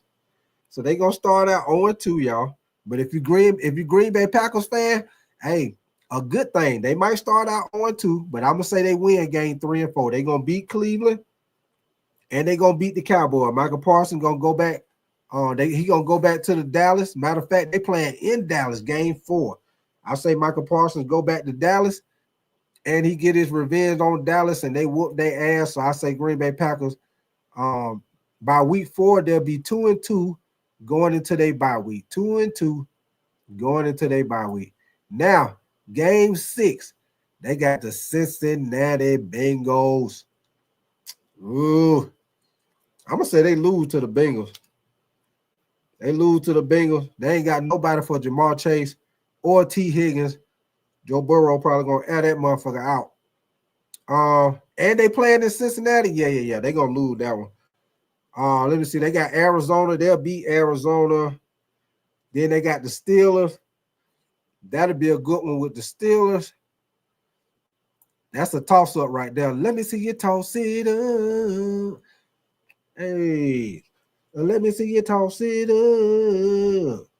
Yes, sir, baby. 3 more likes, baby. We need 3 more likes to hit 100 likes for the show, y'all. If you, like I say, man, if you ain't already double tap the screen, y'all do that for your boy. We need 3 more likes to get to 100. Appreciate y'all, man. All right, man. So they play the Steelers week 8. They playing in Pittsburgh. Ooh. Man, that's still a defense. I'm gonna say they lose to the Steelers. They lose to the Steelers. Carolina, I'm gonna say they beat Carolina. They play the Eagles. They're gonna lose to the Eagles. They'll beat the Giants. Damn, then they got Minnesota. Where they playing at? They playing Minnesota at home. I'll say they beat Minnesota. I'm gonna say they split with Minnesota. So they're gonna split with Minnesota. So they're gonna beat Minnesota at home, and then they're gonna lose to Minnesota in Minnesota. So I'm gonna say they win that first one. And then they got to play Detroit at Detroit. I'm gonna say they're gonna split with Detroit. So they're gonna win that one because they're gonna lose. And then they got Chicago. I'm gonna say they're gonna split with Chicago. So they'll win that first one at home. And then they'll lose that next one to. Then they got the Broncos. They're gonna lose to the Broncos. Then they got Chicago. They'll lose in Chicago. They're gonna split with everybody. Nathan, you say 0-15. Snowy, you say ask 2015 Kyrie. All right, hold on, man. Hold on. And then they got Baltimore and Minnesota. I'm gonna say they lose to Baltimore. And like I said, they're gonna split with Minnesota. So they damn. Let me see. 1, 2, 3, 4, 5, 6, 7. So man, that means I don't know, y'all. That means they're gonna have about 9 wins, y'all. That means Green Bay gonna be somewhere between 9-10 wins, y'all. About 9-10 wins. Depending, they got a couple of games that can go either way, y'all. They got a couple of games. I say Green Bay can go somewhere between 9 to 11 wins, y'all, because they got a couple of games on here that can go either way. And I'm gonna tell you the ones that can go either way. I think the Steelers game can go either way. I think the Bengals game could go either way. And I think that first game against Detroit can go either way because they'll be at home playing Detroit. That'll be the first game of the season. That's a division game. You know they division rivals. So anytime you play a division rival, that game can go either way. So they got about 2 or 3 games on here that can go either way. So I say Green Bay can go anywhere between 9 to 11 wins, y'all. 9 to 11 wins. That's my prediction. They can go about somewhere between 9 to 11 wins, y'all.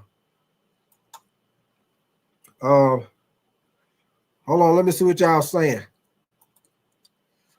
Robert Rosario, you say it's your birthday. Hey, happy birthday, bro, man.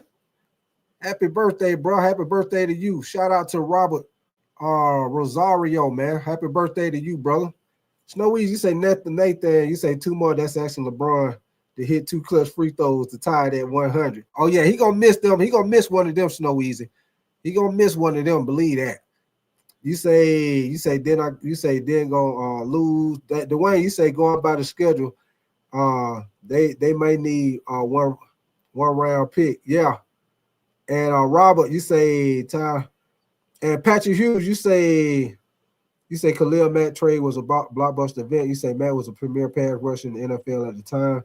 You said the Bears made the playoffs in 2018 with Matt, but struggled to find consistent success after that. I agree with you on that, Patrick. I agree with you on that.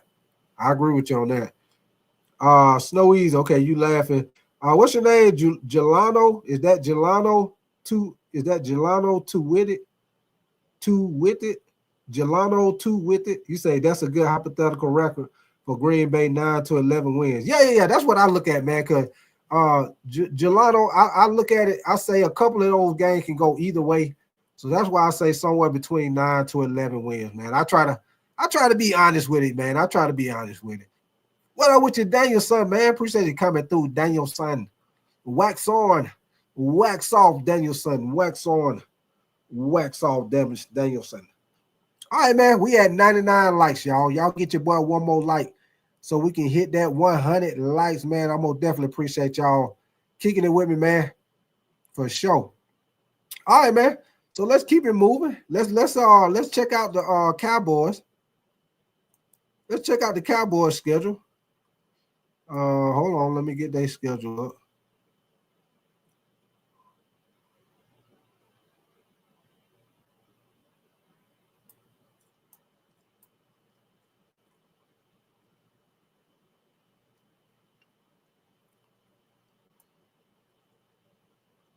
Oh, wait a minute. I thought I already had it. Hold on, I thought I already had it, but hold on, let me type it in right quick. Y'all give me 1 second.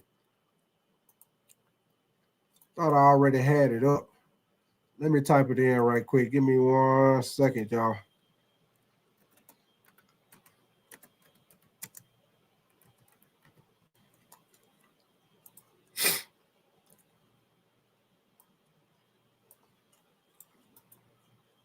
Just as long as it's grooving. I love music. Any kind of music. I love music. Just as long as it's grooving. Hold on, y'all. Let me get this up on my screen. All right, y'all. Here we go. Now, we'll look at the Cowboys schedule without Micah Parsons. Like I say, they will be better against the run, but I still don't see them beating no guy. I still don't see them beat the Eagles. They will lose against them Eagles game 1. That will be an L against the Eagles game 1. Then they play the Giants. They should beat the Giants. Then they play Chicago. Shoot. They play Chicago at Chicago. Yeah, they're going to lose that one. Then they play Green Bay. Yeah, they're going to lose that one. Michael Parsons coming back. Then they play the Jets. They're going to lose to the Jets. Jets got a good-ass defense. Then they play Carolina. That game can go either way with Carolina. I'll say they win. I don't know, man. That Carolina game can go either way. Then they got the Commanders. They most definitely gonna lose to the Commanders. Then they got Denver. They're gonna lose to Denver. They'll beat Arizona. Then they got the Raiders. They'll beat the Raiders. Then they play Philly. Philly gonna sweep their ass. Then they play Kansas City. That's another L. God dang. Then they got Detroit. That's another L. Then they got Minnesota. Shit, that's another L. Then they got the Chargers. They'll probably beat the Chargers. You say Dane saying you said the Giants defensive line is scary. Patrick Hughes, you say Dallas. You said Dallas and Washington are up in 2025. Yeah, hey, Patrick Hughes, I'm gonna say Washington will be. Now Washington gonna be good. Don't get me wrong. The Cowboys, I don't know, man. I gotta see, man. Them Cowboys, I gotta see. Now, Patrick Hughes, I will say this. The Cowboys got the talent to win a lot of games. But you know the Cowboys, man, they have all that talent, and then next thing you know, it'll be week 8, and they'll be goddamn 4-5. they'll be goddamn they'll be 4-4 week 8. You know what I'm saying? Be done lost 2 or 3 games that they should have won. So Patrick Hughes, you just never know with them Cowboys, man. It could be week 8 and they 6-2. It could be week 8, they 4-4. It could be week 8 and they 3-5. You just don't know with the Cowboys, man. But I won't put it past them, Patrick Hughes. I won't put it past them that they could come out and make some noise. You just don't know what you're gonna get, man. You don't know. But I will tell you this: they will be better against the run. Their question gonna be, can they get the pass rush? That's gonna be their thing. Can they get the pass rush? They might take a step back with the pass rush, but they'll be better against the run. That was the main thing Jerry Jones was talking about, them being better against the run. But they gonna take a step back on that pass rush, believe me though. But they'll be all right though, man, because they'll be able to get one of them first round picks. One of them first round picks they got, they'll get an edge rusher next year or either trade for one. All right, hold on, y'all. Where I was at? The Chargers, yeah. Okay, and then they got the Commanders. They'll probably split with the Commanders. So I say they win that. They'll probably split with the Commanders, and they'll probably split with the Giants too. So let's see. 1, 2, 3, 4, 5, 6, 7, 8, 9, 10.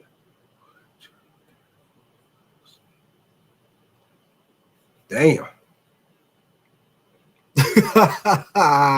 Hey, y'all, I got them going 7 and goddamn 10.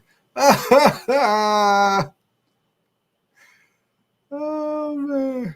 But like I say, man, they got a bunch of games that can go either way, man. But I'm gonna say this, y'all. I'm gonna say the Cowboys. I'm gonna say the Cowboys, man. I'm gonna say they can go anywhere between 7 to 10 games, y'all. That's what I'm gonna say for the Cowboys. They can go anywhere between 7 to 10 games because they got a couple of games that can go either way. Even though I said that'd be an L, but they got a couple of games that can go either way. Like Minnesota can go either way. Let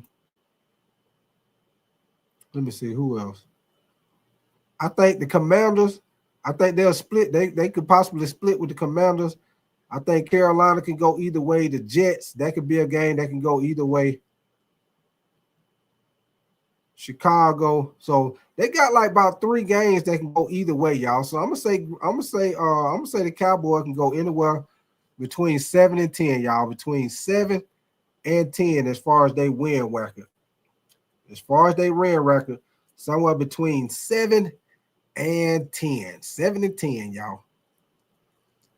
Let me see what y'all say. Y'all let me know what y'all think about my predictions. Y'all let me know if I'm full of shit or if y'all agree with me. Y'all let me know if I'm full of shit or if y'all agree with me. Nathan, you say, yeah, 1-16 sound accurate. Snowy, you say it's just me or Big Tight is glitching with his words. You say it's like rewind, and he said a word about 3 or 4 times. My bad, Snowy, my bad, baby. My bad.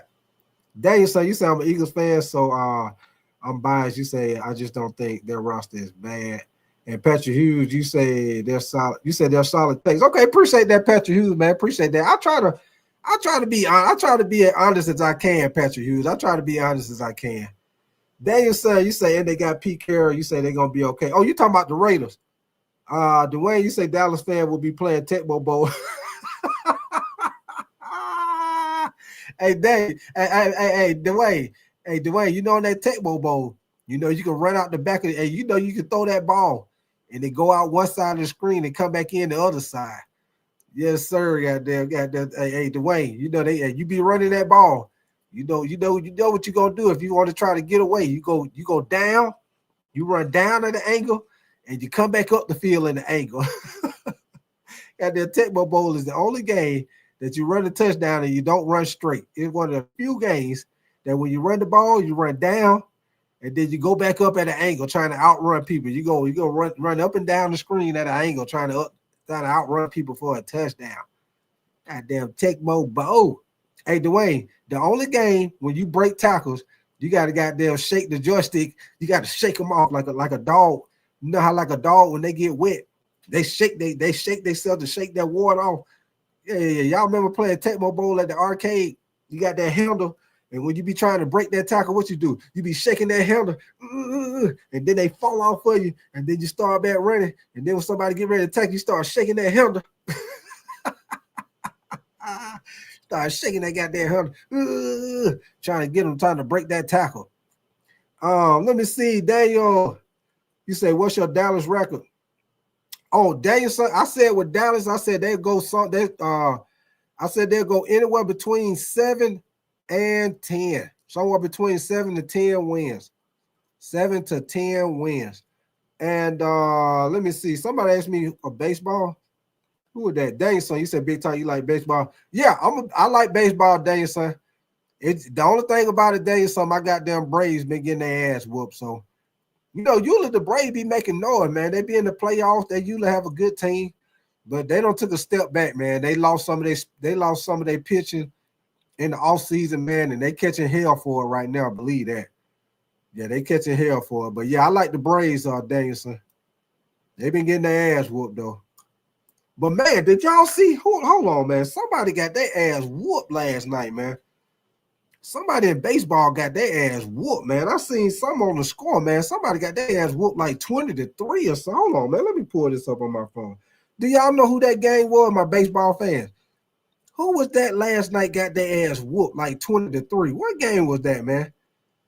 I seen that shit come up on ESPN, man. That shit 20-3 in a baseball game? Who the hell was pitching? They should have hurried up and snatched his ass out the game.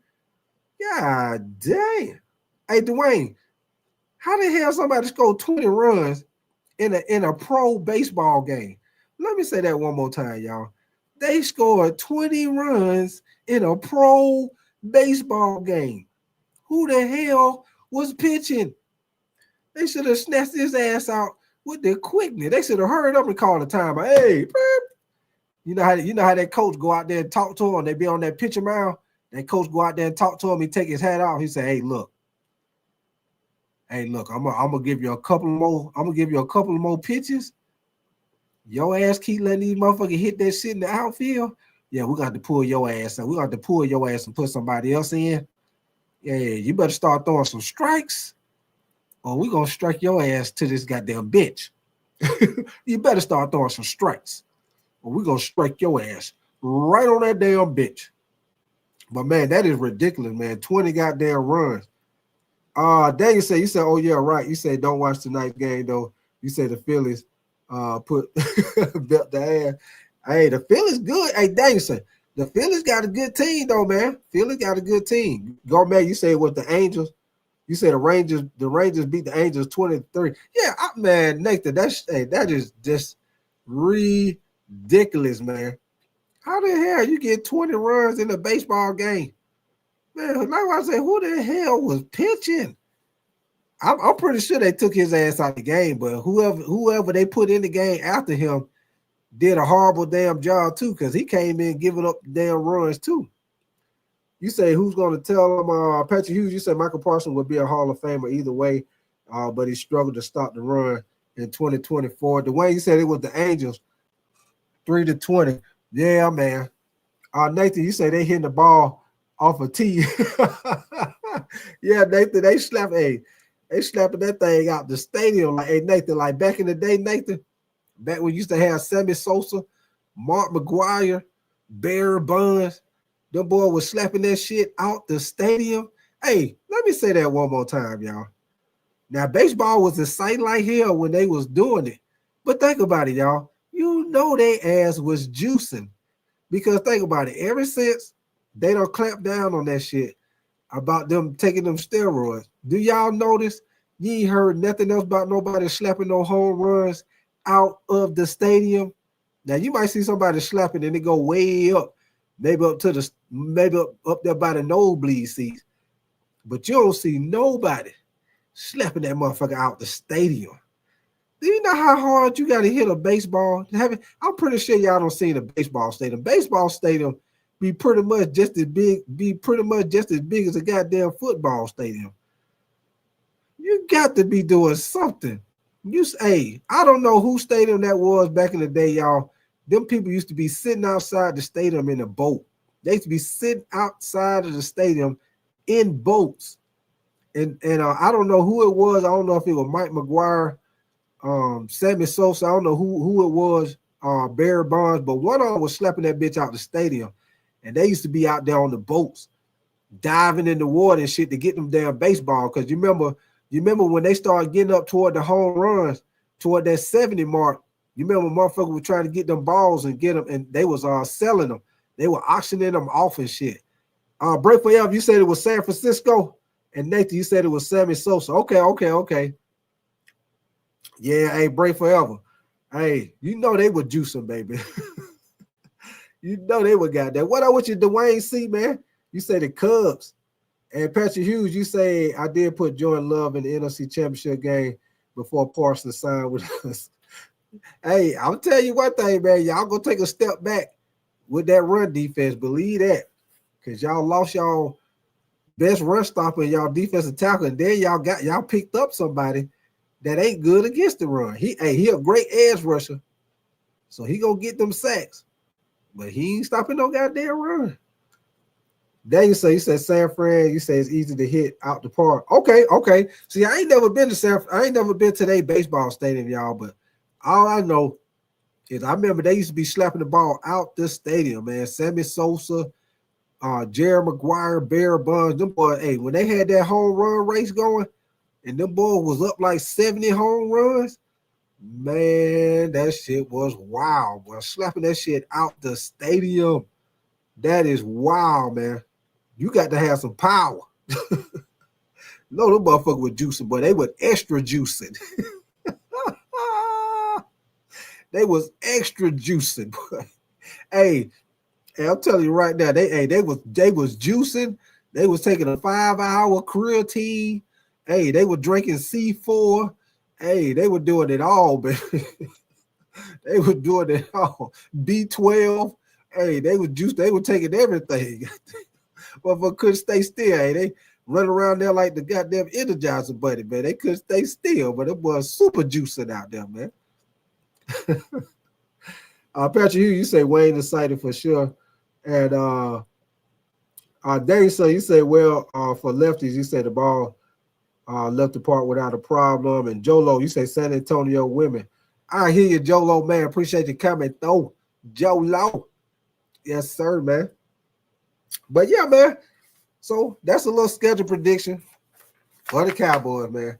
And like I say, man, if y'all don't know exactly what the contract was, Micah Parsons got traded for last time I checked, man, it could be updated, but last time I checked, it was 2 first-round picks, defensive tackle Kenny Clark, and then Micah Parsons turned around and got a 4-year, $188 million deal, 136 of it guaranteed, making him the highest paid non-quarterback in the NFL. And then also, y'all, your boy Micah Parsons don't have 52.5 sacks in his first 4 years. He don't average 12 sacks or better in all of his 4 years, y'all. Daniel, son, you say Trent Emmenard, you say some scientific shit. And Snow Easy, you say, Nathan, you ready to take Kid Big Tight to the park and skip routes off the lake. You say you see the hat. Yes, sir, Snow Easy. Hey, we already got that fishing rod going. We got that fishing rod and that tackle box, Snow Easy. We already ready to go. Skip them rocks right off that water, baby. Yes, sir. Daniel, son, you said, have you done an Eagle record prediction? I don't know. Hold on, Daniel, son. I'll pull it up. Give me 1 second, Daniel, son. We'll pull it up. Like I say, see, we just having a little fun right now anyway, man. Hold on. I'll pull it up. Give me 1 second. I will pull it up. Get the Eagles schedule.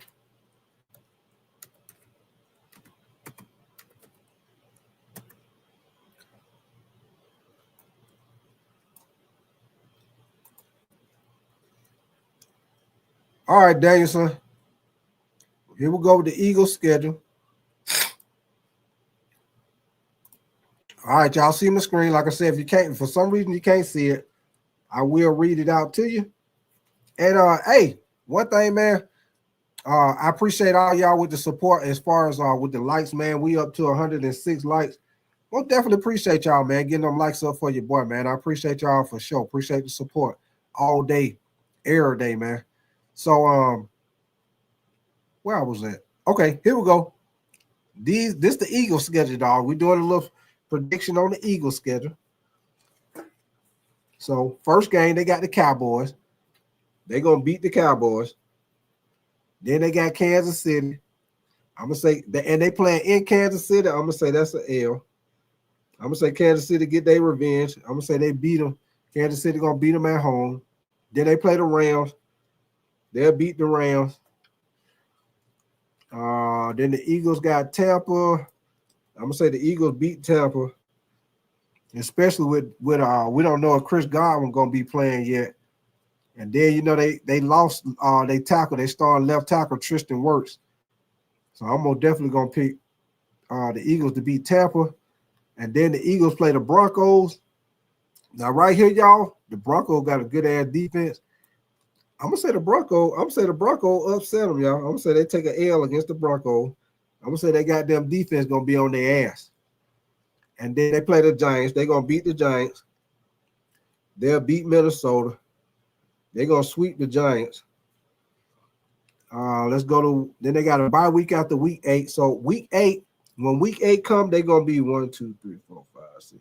When the bye week come, they're gonna be 6-2 going into the bye week, y'all. 6-2 going into the bye week.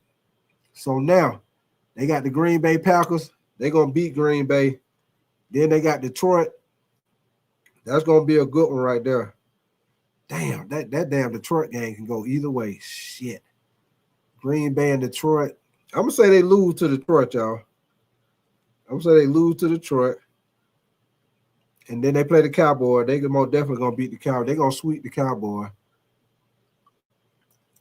And then they got the Bears. They'll beat the Bears. They'll beat the Chargers. They're gonna beat the Raiders. They playing at Washington. I'm gonna say they're gonna split with Washington. They're gonna lose at Washington, and then they're gonna beat Washington. Then they gotta play Buffalo. I'm gonna say they lose to Buffalo.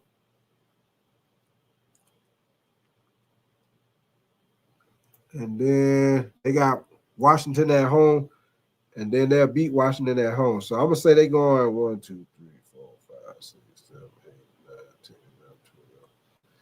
So y'all look. It looked like they're going to go about 12-5, y'all. Look like the Eagles going to be somewhere around about 12-5. 12-5, y'all. 12-5. Break Forever, you say don't sleep on the Giants. Yeah, Break Forever. Y'all going to be better now. Don't get me wrong, Break Forever. Y'all going to be better. Y'all most definitely will, man. I think y'all defense going to be on point. For sure. Snowy, you say, Ray, I'm dead. You say, Ray, you say about the hat and got the chair for free with a case of water.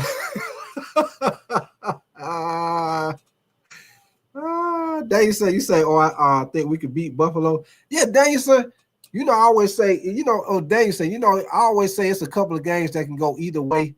So Yeah, Snow Easy. I seen it. I seen the Snow Easy. I seen the Snow Easy. I seen it.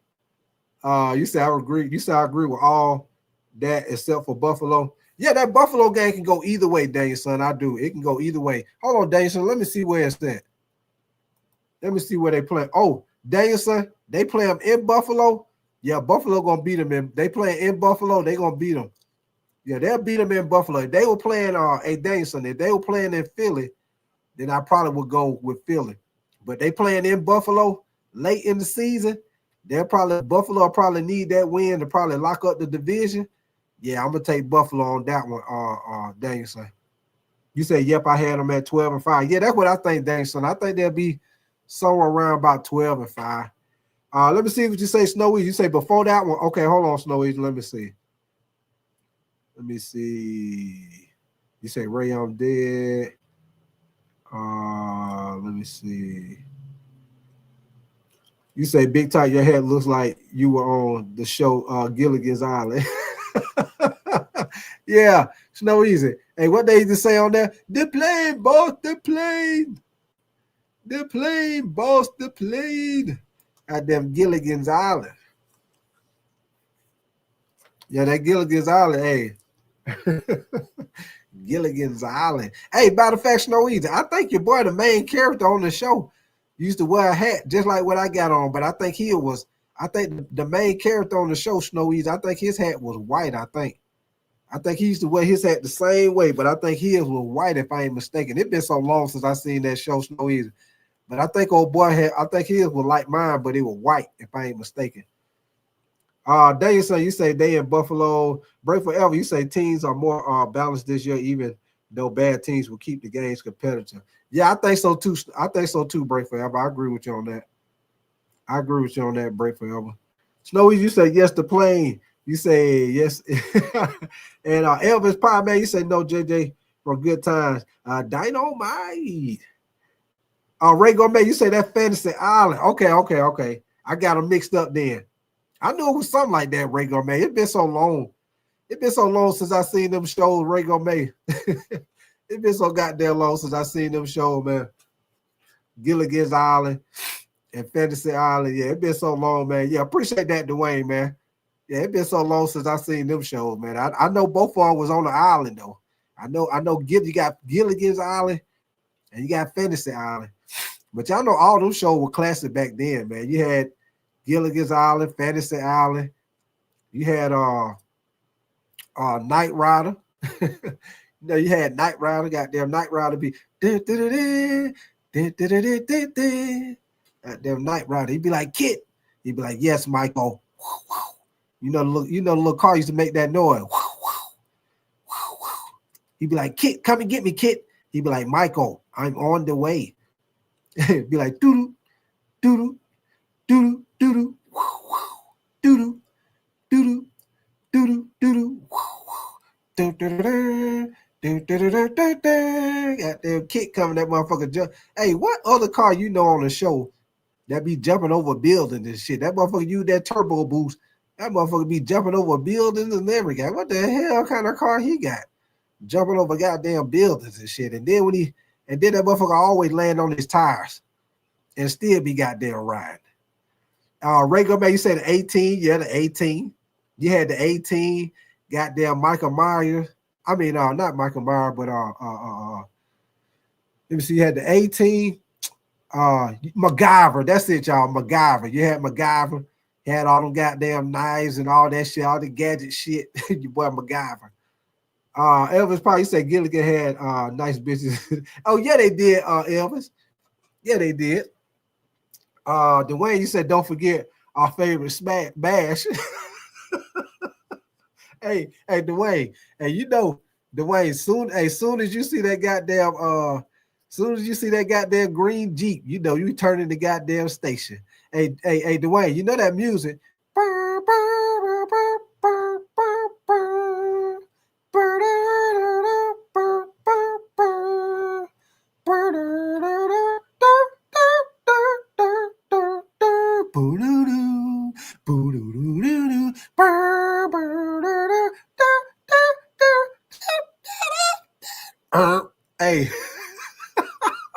that old smash, that old mash music. I know y'all see that old green Jeep start turning into dirt. I'm like, oh yeah, I'm gonna cut this shit off. Goddamn mash, that shit was boring as hell, man. Elvis Ply, yes sir, in living color. Yes sir, they got them in living color, baby. Yes sir, that used to be one of my favorite shows, man. In living color, Martin, you know Martin, you got living color, Jamie Foxx, all that, man. You know the Cosby Show, Different World, all that, man. All them were classic, baby. Charles in Charge. Goddamn Reading Rainbow, all of that, man. You say Hill Street Blues, yeah. I remember Hill Street Blues, Ray Gramay. Goddamn, in the heat of the night. In the heat of the night. Goddamn, the heat of the night, baby. Yes, sir. Gunsmoke. I used to watch goddamn Gunsmoke with my grandma. Goddamn Gunsmoke. Yes, sir. Snowy, you said stop singing that falling asleep anthem. Elvis Powell, you say what's happening at different stroke? Yeah. What's happening? Yeah. With old Roger, with old Raj and Rerun. Oh, Rerun and Raj. Yes, sir. You know what your boy say every time he come in the restaurant, what your boy say? Hey. And oh, what's happening? Your boy come in that store. He come in that restaurant. Hey. Every time, baby. You say that was my shit, though. You said I didn't know it was racist till I was old. hey, I used to watch all that shit, Ray Gomez. Break Forever, you said good time. Yeah, that good time used to be the good time used to be the shit, goddamn. Good time, making the weather, keeping our head above water, making our way through the sand.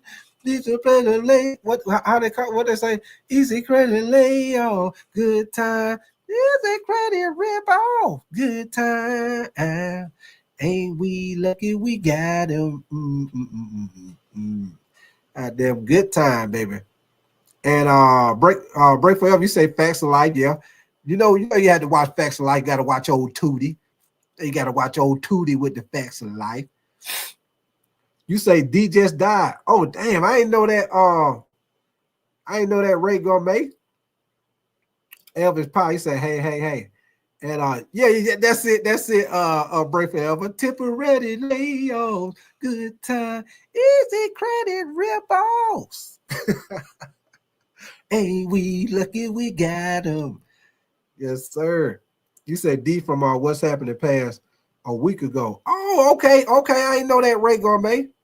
I did not know that, man. Appreciate you telling me that, Ray Gourmet. I didn't know that, man. Snowy, you say, Ray, it's all good. You say, I did watch a couple of episodes. You say, it just, when that show was on.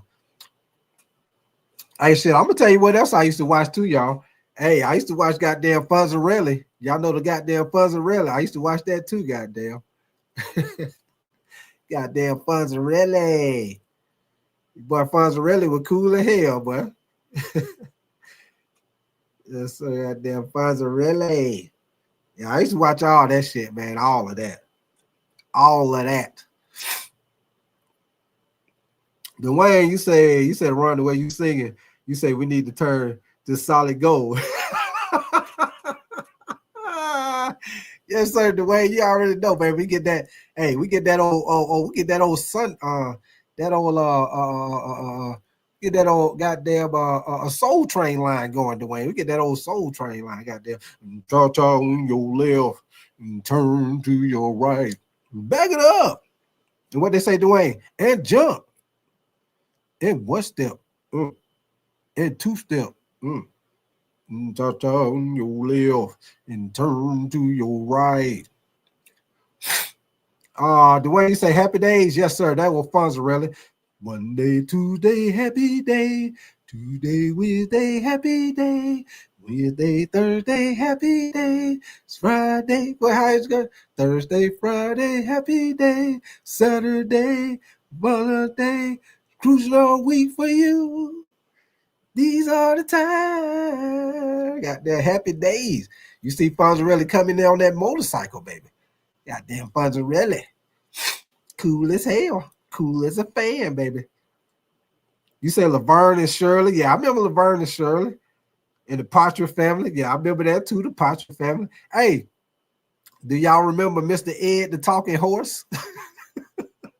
Goddamn Mr. Ed. Goddamn goddamn, who was the family? Who was the family? How did shit go? The Beverly Hillbillies, y'all. I used to watch the Beverly Hillbillies. The Beverly Hillbillies. Goddamn Beverly Hills, baby. So moved in the things in the bottom. Beverly Hills, that is. TV screens, movie stars. The Beverly Hillbillies.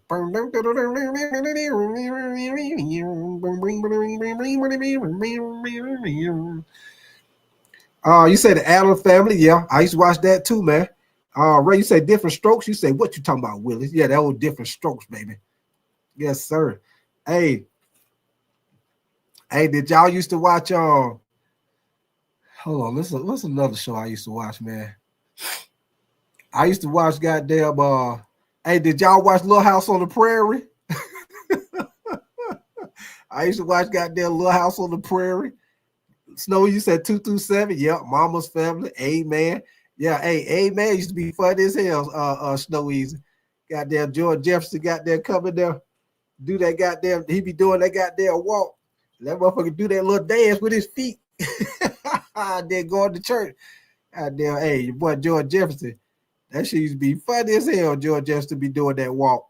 And he started, hey, don't let George Jefferson start dancing on your ass. That shit be hilarious. Sanford and Son, yeah, I used to like that too. Yeah, Sanford and Son, goddamn, yeah, you'd be like, you thick Debbie. And then every time your boy Fred Sanford be talking about he gonna fight, he got there, he always be punching up in the air. Him and old Esther always be getting to argue. Him and old Esther. And his old best friend Grady be like, good goobly goo. He be like, Fred, Fred, what you do? What you say that for, Fred? Goddamn. Goobly goo. Miguel, you said how many games will the Cowboys win? Hey, Miguel, I did a prediction on their schedule, and Miguel, I came up with anywhere between 7 to 10 wins for the Cowboys. Because Miguel, I feel like they got about 3 games that can go either way. So if for some reason they can win those 3 games, they can go 10-7. But if they lose them, they'll be 7-10. So Miguel, I think they can go anywhere between anywhere between 7 to 10 wins, Miguel. That was my predicting wins for the Cowboys, man. Appreciate you coming through, Miguel, for sure, brother. But Todd, you say, woo, you say that is a classic. You say Little House on the Prairie. Hey, Snow Easy. Hey, you remember on Little House on the Prairie when they used to be coming on and that little girl be running down the hill and she followed her goddamn face every time. And she be running down the hill, Snow Easy. She run down that goddamn hill with them flowers out there, that high-ass grass. She fall right on her goddamn face. It's Snow Easy. Every time she get up, she used to be like this.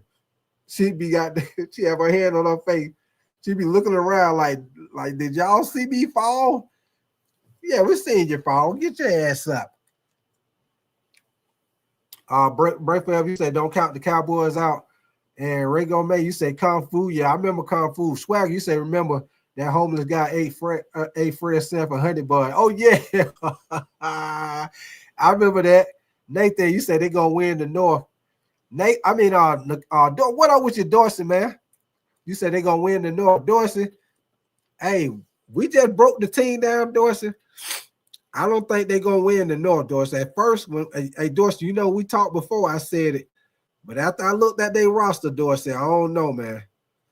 Because Dorsey, what done happened with their team? Yeah, they got better in the pass rush because you got Rashawn Gary and you got Micah Parsons. But I'm gonna tell you something, Dorsey.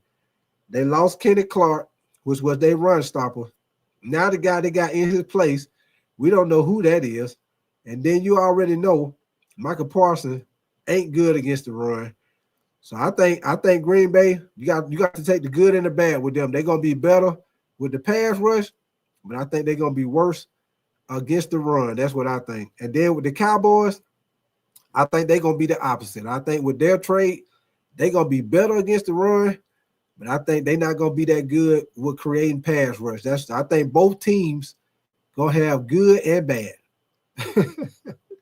Yeah, Green Bay gonna be better with the pass rush, but worse with the run stopping. Cowboys better with the run stopping, worse with the goddamn pass rush. Both of them gonna have good and bad. Ain't neither one of them gonna be all the way rounded. Regular May said Arsenio Hall show. Yeah, that was a good one too. Snowy, you say Ray, that show is a classic. Amen. Yeah, it was. Yeah, Amen was a good one. Snowy, you say Bobby's World. You say and Ugly. And Break Forever, you say that's about right. And Snowy, you say Johnny Bravo. Yeah, I remember all this, Snowy.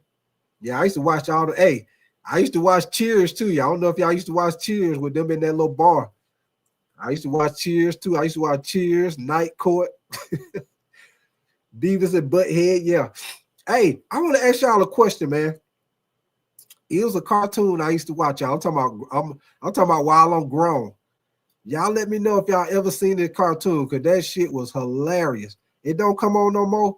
But if y'all ain't never seen it, y'all need to check that shit out. If you ain't never seen it, the name of the cartoon is called Chamberlain's. It's called I think it was called Chamberlains of. God damn it! Hold on, let me type it in. Hold on.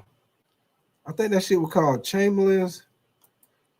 Damn, that goddamn cartoon was hilarious, man. Legends of, I think it was Legends of Chamberlain Heights. Hold on. Legends of.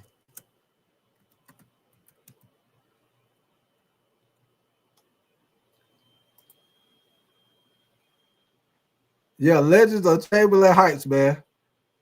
If y'all ain't never seen that goddamn cartoon, man, I'm telling you right now. That shit used to be hilarious, man. Dwayne, that shit, hey, Empty Egg Carton. If y'all ain't never seen that cartoon, man, that shit is funny, man. Y'all check that shit out, man. It's called Legends of Chamberlain Heights, man. If y'all like Beavis and Butthead, if y'all like South Park, any of them cartoons like that, that's kind of like for the grown folks, man. Y'all check that goddamn Legends of Chamberlain Heights, man. That shit is funny as hell. Funny as hell, man. Elvis, you say Three's Company. Yeah, I used to watch that too. Your old boy Stan used to be staying with the two ladies. Mick Swagger, you said I never heard of that show. Mick Swagger, check it out, man. It's a cartoon for grown people. That shit is funny as hell, Mick Swagger. If you like Beavis and Butthead, if you like goddamn South Park, any of them little crazy cartoons that made for adults, you most definitely gonna like Legends. You gonna most definitely like Legends of Chamberlain Heights, man. You most definitely gonna like that shit. That shit is crazy, man. Ray Gobert, you said I never heard of that cartoon.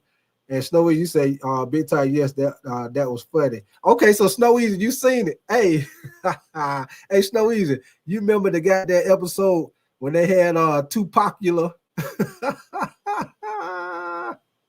They had goddamn Tupacular, and then they had the episode when your boy had the goddamn when he had the shoes called the Shackles. The goddamn shoe was called, he had them new shoes, he called them Shackles.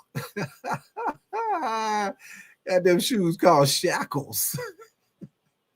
Got them new Shackles, man. Dorsey, you say the Beverly Hillbillies? Yeah. Yes, sir. He said, kid, move away from here. He said, California is the place you want to be. So they moved in the house in Beverly Hills, that is. TV screens, movie stars.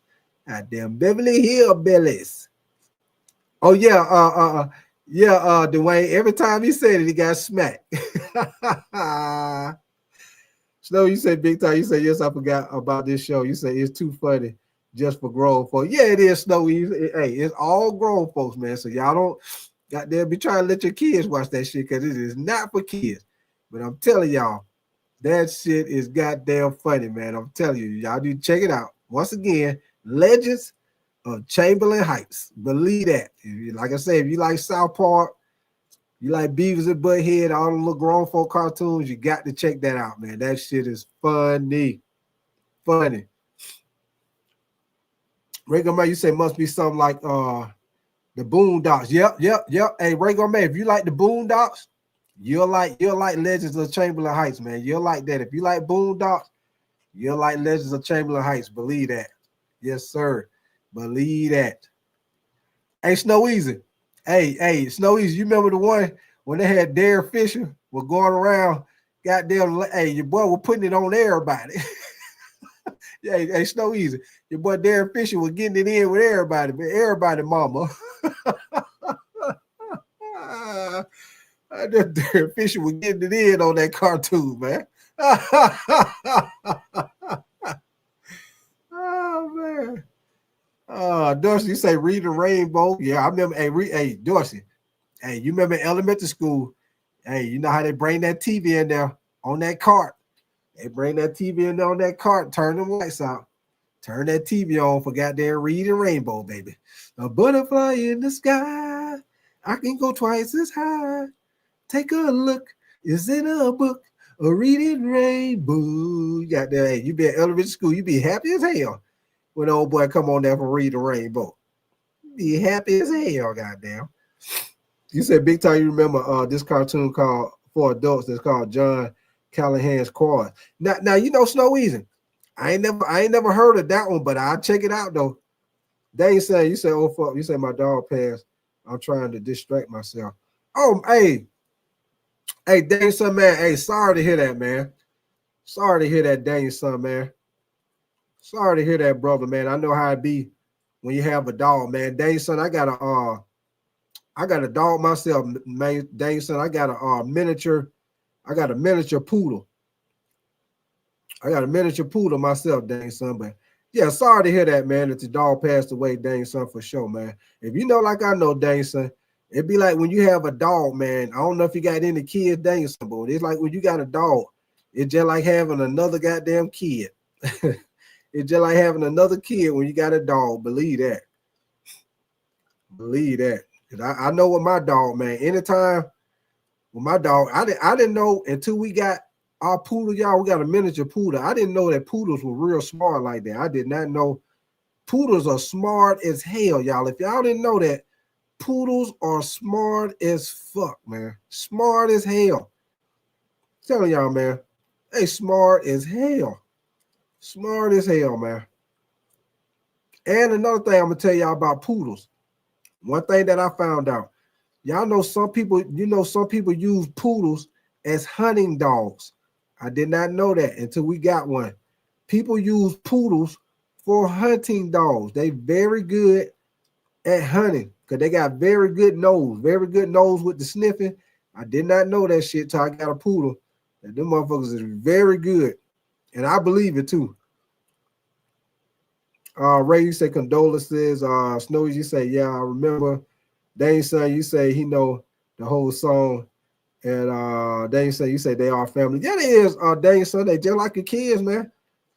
Dane son, I'm gonna tell you, Dane son, every time I come home from work, if it ain't too late, my little kids be up. I swear to God, Dane son.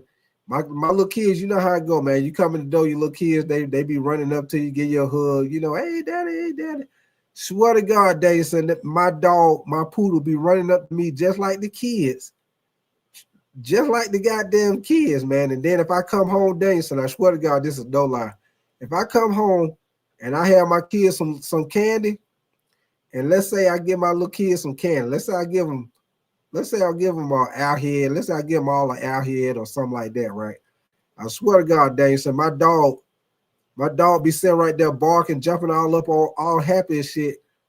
She be looking for her thing. It's like I done gave the kids some, so now she wants some. So I had to go in the goddamn pantry, and we got like little snack for the dog. I had to give her some because she think when the kids get something, she supposed to get something too. Yeah, man, got that dog be just like having another kid, boy. Believe that. Regular May, you say Fox hunting. What up with your T-bit, man? You say Missouri just won. God dang, 61-6. Good Lord. They beat the damn wheels off their ass, T-bit. Boy, they beat the wheels off their ass, T-bit. Good Lord. Damn. Boy. What up with your Stiff Richard, man? You say what's shaking? Ain't nothing shaking. But the leaves on the trees, Stiff Richard. You say, what about that? You say college that they in college too, Stiff Richard. And Stiff Richard say, everywhere I look, everywhere I look, I can't turn, I can't turn to the left, can't turn to the right. Everywhere I look.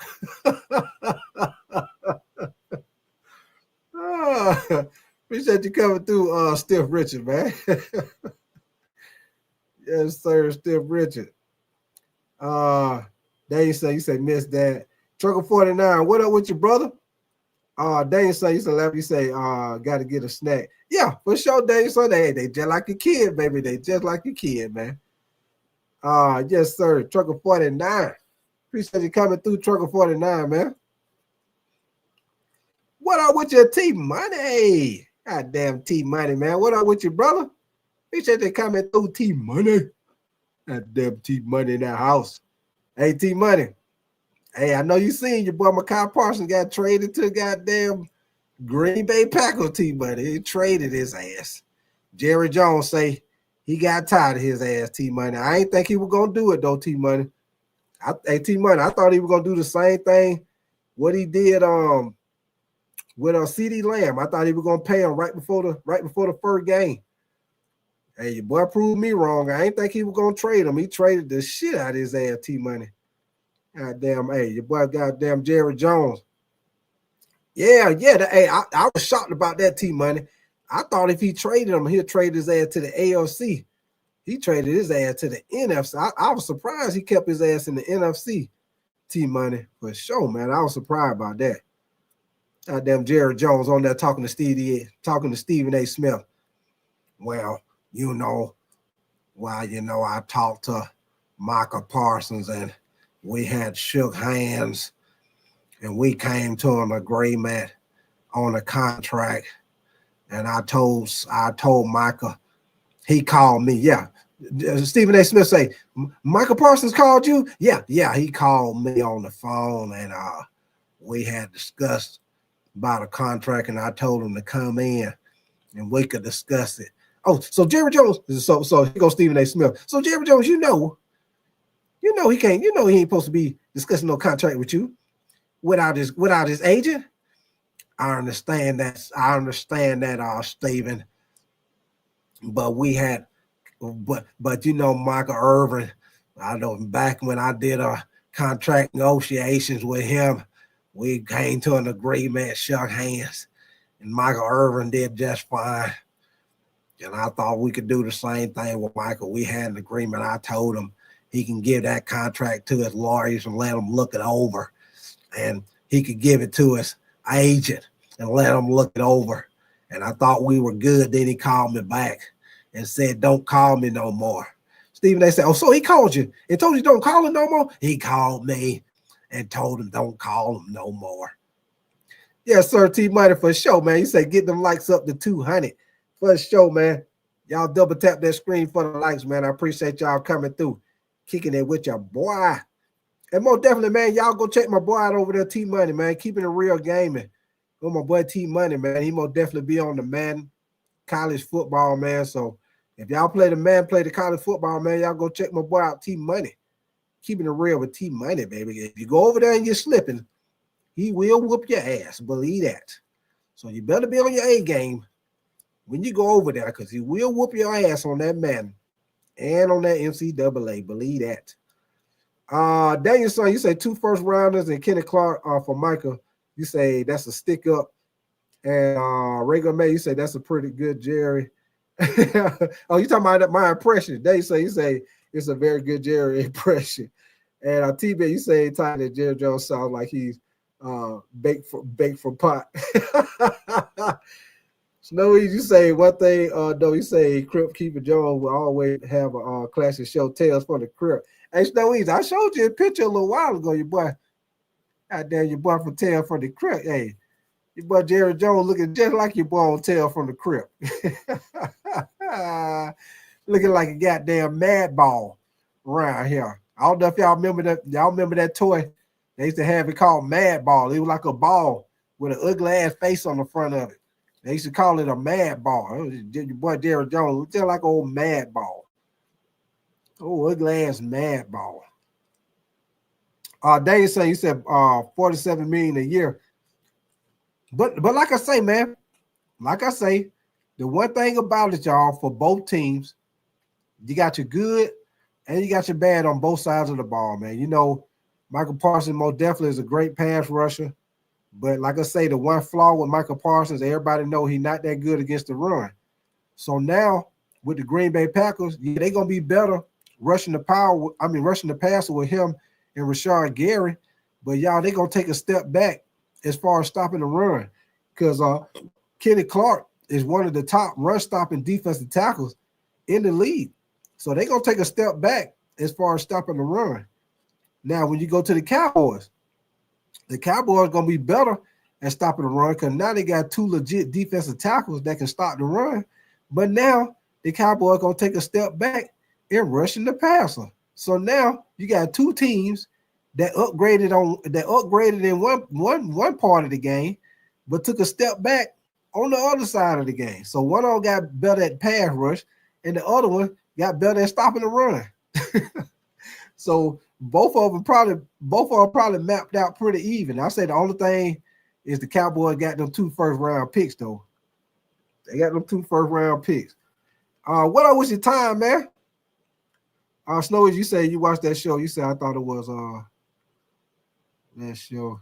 Time, you say not only did Jerry Jones trade Parsons, but he trades him somewhere. And then yeah, for sure, time for sure. That's why I say, man, I was surprised he traded his ass to the NFC, man. That's what shocked me right there, man. I thought he would move it. Y'all know, y'all been on here with me, man. You know, I told y'all I didn't think he was gonna trade him. I thought he was gonna. Y'all know they supposed to play Thursday night. I thought he was gonna sign his ass probably like Tuesday or Wednesday, and then I figured that Micah Parsons probably would be because he ain't been practicing. I figured he wouldn't play the whole game. I figured he'd probably be in a situation where he might be a situational pass rusher, like sometime on third down, come in, pass rush, situational stuff, and then kind of, work him in, as the games went. That's what I thought was gonna happen. I didn't think he was gonna trade him because Jerry Jones, he most definitely don't wait until the last minute to pay everybody, but he ain't traded nobody probably since Herschel Walker when he made that big trade and traded Herschel Walker, and they got all them picks and players, and they was able to, set their team up where they was able to eventually win 2 Super Bowls. So, hey, I was surprised, man, but hey, Michael Parsons got what he wanted. He was able to get out of Dallas, and I guess Jerry Jones got what he wanted. He got 2 first-round picks, and I guess he got Michael Parsons off his goddamn nerves. And your boy Jerry Jones looked like he was starting to get a little stressed with that situation with your boy Michael Parsons. And shit, y'all see Michael Parsons at that damn Falcon preseason game, your boy all laying on the table and shit. Laying all on the table like he playing Operation and shit. Get your ass off the goddamn table. You only laying on the table like he looking at the stars and shit. Look at that star right there. Doesn't that look like a coffee cup? You know how back in the day y'all used to be looking at the stars. Look at that star. Doesn't it look like the Little Dipper? Look at that star right there. That's the Little Dipper. Look at that star right there. Looks just like a coffee cup. What up with you? 336, man. You say what was the comp for Parsons? Hey, 336. Okay, 336. What they got was the Dallas Cowboys got 2 first-round picks, and they got defensive tackle Kenny Clark, which 336. Kenny Clark is a run stopper. And 336, like I know, one of Dallas' problems was stopping the run and running the ball. So they got to upgrade as far as stopping the run. But one thing, 336, the Cowboys gonna take a step back because now They don't have no pass rusher because they lost their other pass rusher last year. What was his name? DeMarcus Lawrence. They lost him last year, so no more DeMarcus Lawrence, no more Micah Parsons, and they got Dante Fowler Jr. You know that boy, he inconsistent. So they're gonna take a step back as far as pass rush, but they'll take a step up as far as run stopping. And then the same thing with Green Bay. Green Bay gonna take a step up in the pass rush with Micah Parsons and Rashawn Gary, but they're gonna take a step back because now they just lost their best defensive tackle, they run stopper. And then you already know Micah Parsons ain't good against the run. If you want to slow his ass down, all you gotta do is run the ball at his ass. So you got good and bad with that trade, 336, man. Good and bad, good and bad. But yeah, 336, and then they also signed him on a max deal, 336. They gave him a 4-year, $188 million, 136 guaranteed, which made him the highest paid non-quarterback in the league. In the league. In the world, Craig, in the world. Top flight security of the world, Craig, of the world.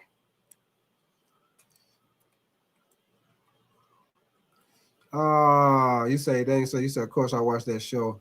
Are you afraid of the dark? Freakish. Yeah. There you say, Snowy, you say, bro, that shit freaked me out. Hey, y'all talk about them old spooky shows. Hey, y'all remember they got them Tales from the Dark Side? Hey, they got their Tales from the Dark Side, but I used to turn the lights on that shit. The hell no. Hey, I tell you what thing, Snowy, I used to watch Creep Show and Tales from the Crypt. Hey, I be straight. They got their Tales from the Dark Side. That shit used to spook me out all the time. Hell no. Turn some light on in this motherfucker. Turn some light on in this motherfucker. Goddamn Tales from the Dark Side. Come on. Hell no. 336, you said 2 first-round picks is great. You say you think he just wanted out of Dallas. I think he did, 336. I think he did. I think whatever happened between them, 336, I think he kind of rubbed Micah Parsons the wrong way. And I think he wanted out. And I think Jerry Jones probably got fed up with him and wanted his ass out the door too, man. Miss Swag, you say that Tales from the Dark Side theme music was creepy as hell. Yeah, hey, Big Swagger. And then they used to play that music, and then they used to show that little long, spooky looking road with them damn trees on both sides of the road, that little white fence. I'd be like, hell no, turn the goddamn light on. What a light at in this motherfucker. Turn the light on. Open up the curtains. It's too dark in here, goddamn. Turn the goddamn lights on. For sure, baby. Turn off the lights and light a candle. Yes, sir. Ray Gourmet, you say how many likes tonight? Ray Gourmet, so far, we got 114 likes. Ray Gourmet, man. 114 so far. Which I most definitely appreciate that, man. Hey, we had a whole bunch of motherfuckers in here earlier, but I was like, boy. See, that might have been, I think that's probably about the most I ever had on my show, y'all. About the most I ever had on my show, man. I ain't never had that many people come in. Yeah, there was a lot of motherfuckers in here earlier, but I was like, God dang. I most definitely appreciate it, man. I appreciate the support. Appreciate y'all coming in here kicking it with me, man, for sure. For sure.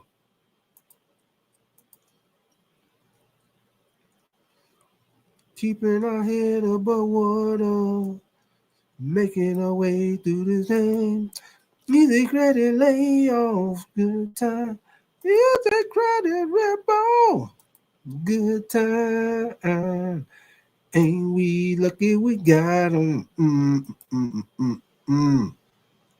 Good time. Talking about surviving.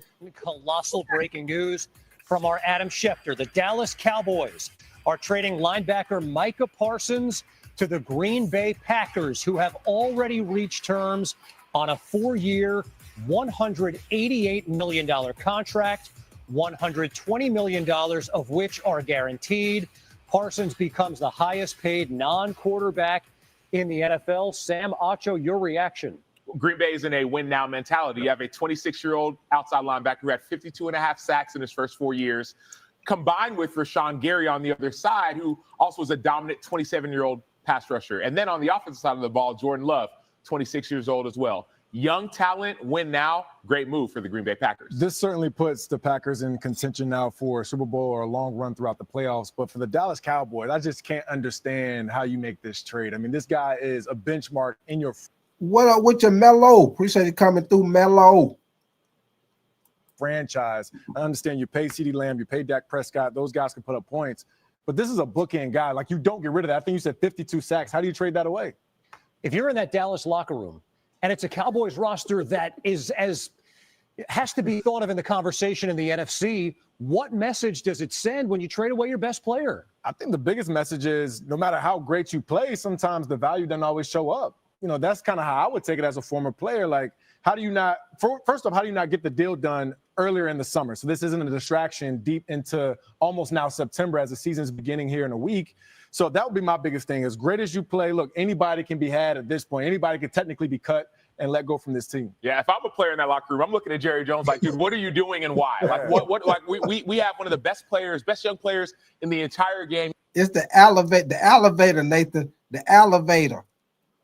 You're trading him away when we have an opportunity to win. And so if I'm in that locker room now and I'm looking and I'm seeing what's happening, I'm extremely frustrated if I'm a Dallas Cowboy. And we're waiting to get the particulars on what Green Bay is giving up. It's got to be a fortune in return. It would have to be multiple first-round picks.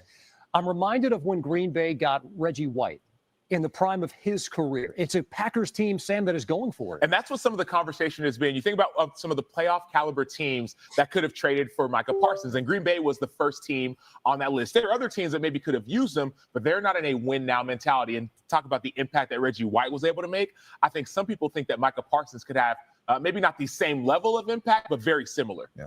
It's just, I'm still kind of flabbergasted, if I'm being honest with you. I just did not expect this to happen. I thought at some point, once you saw TJ Watt and Myles Garrett, these guys get paid throughout the offseason, you thought maybe Micah was the next guy in line. Just didn't happen there in Dallas. I will say this. There was conversation of people saying, okay, someone's going to call Micah Parsons bluff. Right. Micah Parsons wasn't bluffing. His agent, David Mulugheta, wasn't bluffing as well.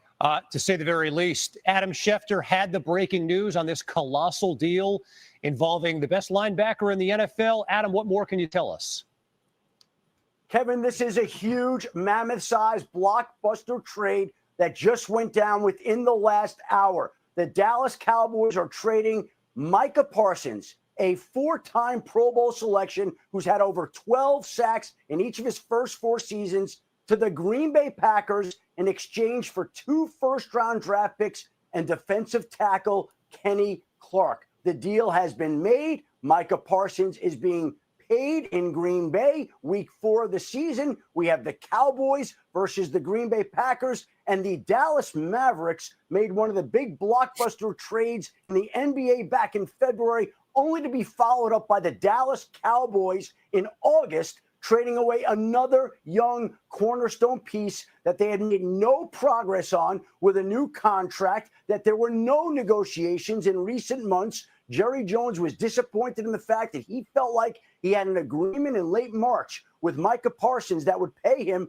$40.5 million a year on average. The two sides never negotiated after that. Micah Parsons never practiced this summer. He had back tightness that he went to get a second opinion on in California. And there were people who said that Micah Parsons didn't have leverage, but his agent, David Mulugheta, did have leverage. He had the leverage of Parsons' talents in talking to other teams. And the Packers were highly interested all along, so much so that they were willing to pay him more than any other non-quarterback in NFL history ever has been made. And we have another blockbuster trade 1 week from when the Dallas Cowboys will be playing the Philadelphia Eagles. 1 week from tonight on Thursday Night Football, there is a trade that has sent ripples across the National Football League. Adam Schefter. Perspective. I mean, do you think we're going to start seeing more and more fans showing up and being pissed off at Jerry Jones at the games? I mean, if they're already showing up at practice with signs saying fire the GM, you got to think it's about to start trickling over more. Hey, y'all, and I'm going to tell y'all something, man.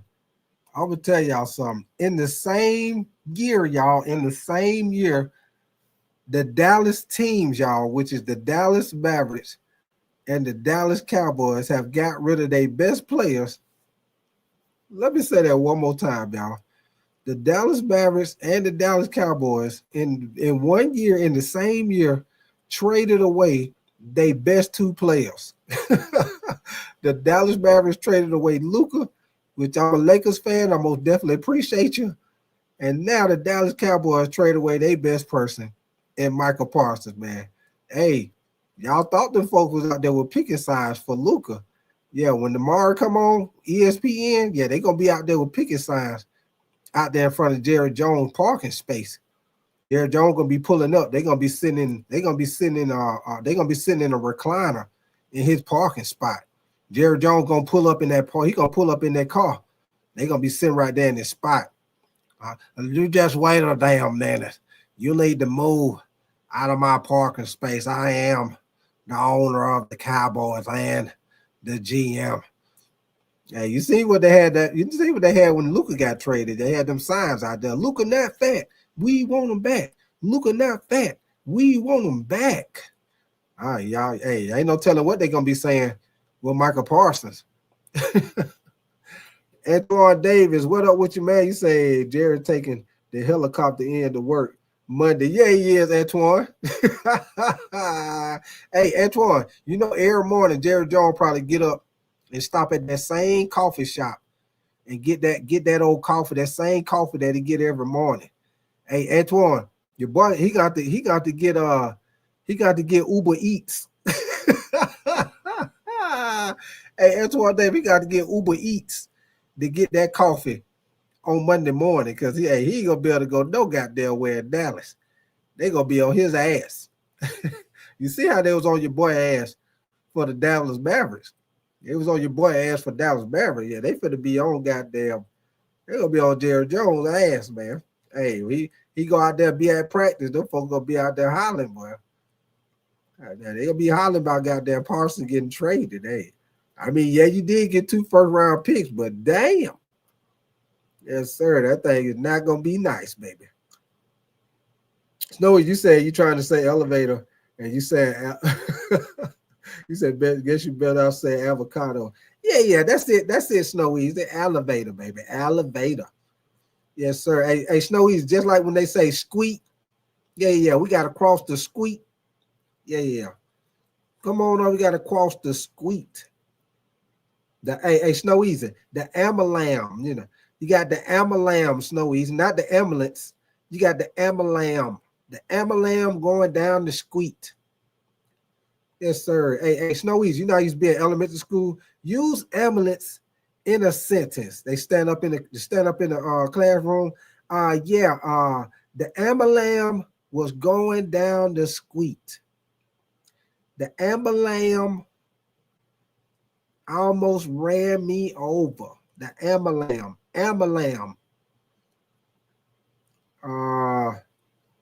There you said Mello the Great. You say you in Harrisburg.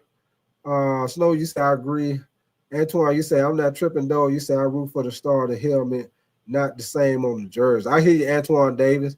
And Mello the Great, you say, okay, you talking to Danielson, and you say they'll never met someone from Harrisburg. I hear you, Danielson. Appreciate y'all boys coming through, man. I'm gonna finish playing this little video for y'all right quick, man. Well, you know what? Matter of fact, fuck it. If anybody want to come up here and holler at me, man, I've been running my mouth long enough, goddamn. If anybody want to come up here and talk to me, man, that's the link in the chat. If y'all want to come up here and holler at me about this trade with Micah Parsons, and what do y'all think? Who y'all feel who won this trade, or if you feel like me, they about the same. Do you feel like Micah Parsons take Green Bay to the next level? What up with your ATL edits, man? Appreciate you coming through. You say yo, what up with your brother? What up, man? But yeah, man, y'all come up here and holler at me if you want to, man. And like I say, man, anybody that's in here, once again, I will be doing live game reaction all this weekend for Labor Day weekend, man. Y'all know we got some big college football games coming on this weekend. Like I say, we will be cranking it up tomorrow night. Colorado, Georgia Tech, your boy Primetime, Deion Sanders. We're gonna see what your boy looking like without Shador, Travis Hunter going against Georgia Tech in Colorado. Matter of fact, they're gonna be playing in Colorado, y'all. So y'all know that game gonna be crunk. Ain't no telling if Dion might have a rapper that Lil Wayne, everybody probably gonna be there. But ATL Eddies, you said Pack might be a Super Bowl team. Hey, ATL Eddies, the one thing I will say, I think they're gonna take a step back in that run defense, man. Because Micah Parsons not good against the run, and then they lost they best defensive tackles, run stopper. 336, you say you got Georgia Tech or Colorado. I'm gonna go Colorado, call 336, man. They play in Colorado. I think Colorado still got a lot of talent. I'm gonna go with Colorado over Georgia Tech, man. I might be being a little biased, 336, but I'm gonna go with your boy Prime Time to get that first game at home. But yeah, man, I will be doing that game Friday night, Georgia Tech, Colorado. I think it come on at 8. But y'all keep your notification bell on. Like I say, y'all come back through here and kick it with me tomorrow night. And then you already know Saturday, I'm going to do a double hitter Saturday at 12 o'clock. We're going to do Ohio State and Texas. Arch Manning going against Ohio State. Matter of fact, they playing in the Horseshoe in Ohio. I will be doing that game. And then I will be doing the late night game. LSU and Clemson play the 8 o'clock game. I will be doing that one Saturday night. And then Sunday, 336, you say, oh hell no, 336. You know it's Bulldogs all day long, 336. Go Dogs, sick 'em, baby. Go Dogs, sick 'em, baby.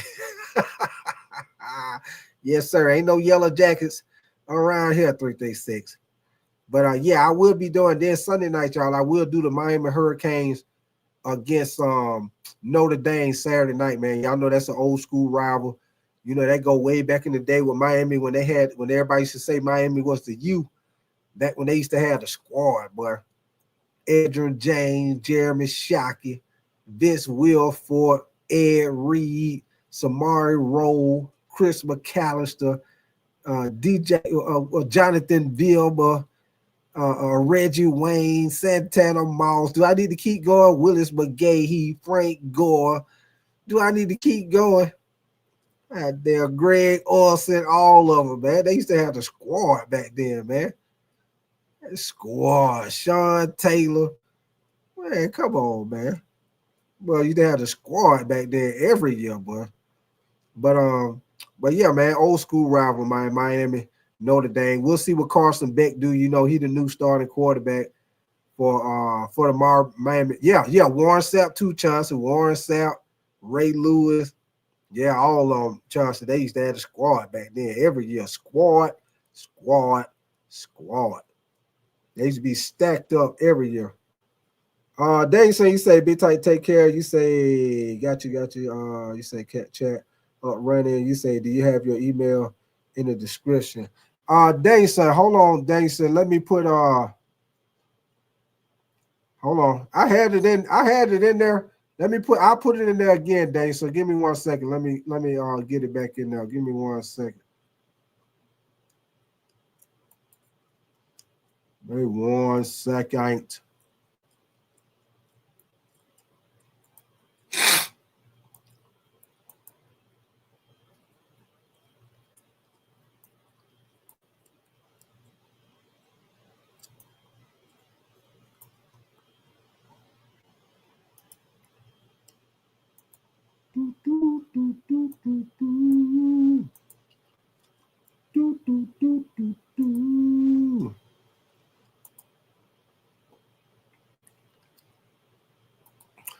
All right, Danielson. You say listen off all the early 2000 legends.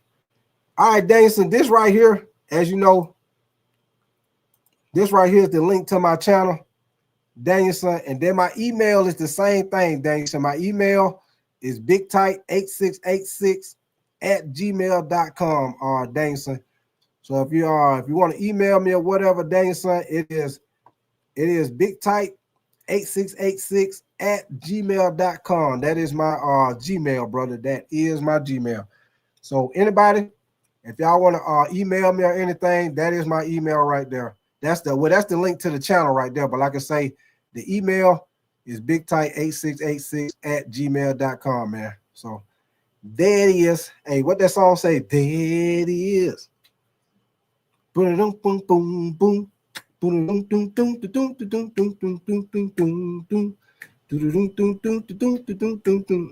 At that old school.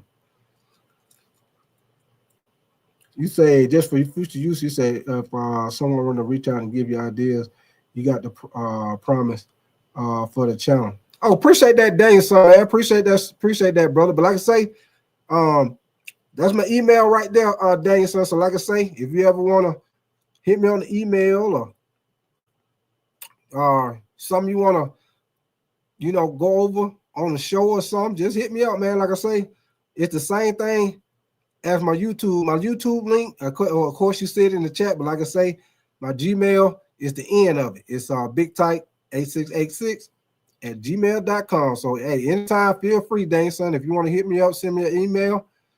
You cool, man. I most definitely will respond back to you, brother. I most definitely will. And that go for anybody else, man.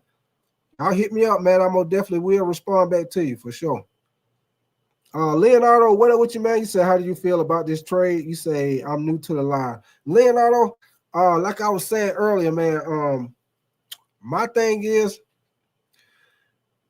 I feel like both of them got better at one thing and got worse at another one, Leonardo. And what I mean by that is the Green Bay Packers got better as far as their pass rush, because now you got Rashawn Gary and you got Micah Parsons. So they're going to be better at the pass rush. But one thing they got worse at, Leonardo, is now they done got worse at the run, because you gave away your best run stopper, which was Kenny Clark. He's known for stopping the run. So now you don't have your run stop in the middle of the line no more.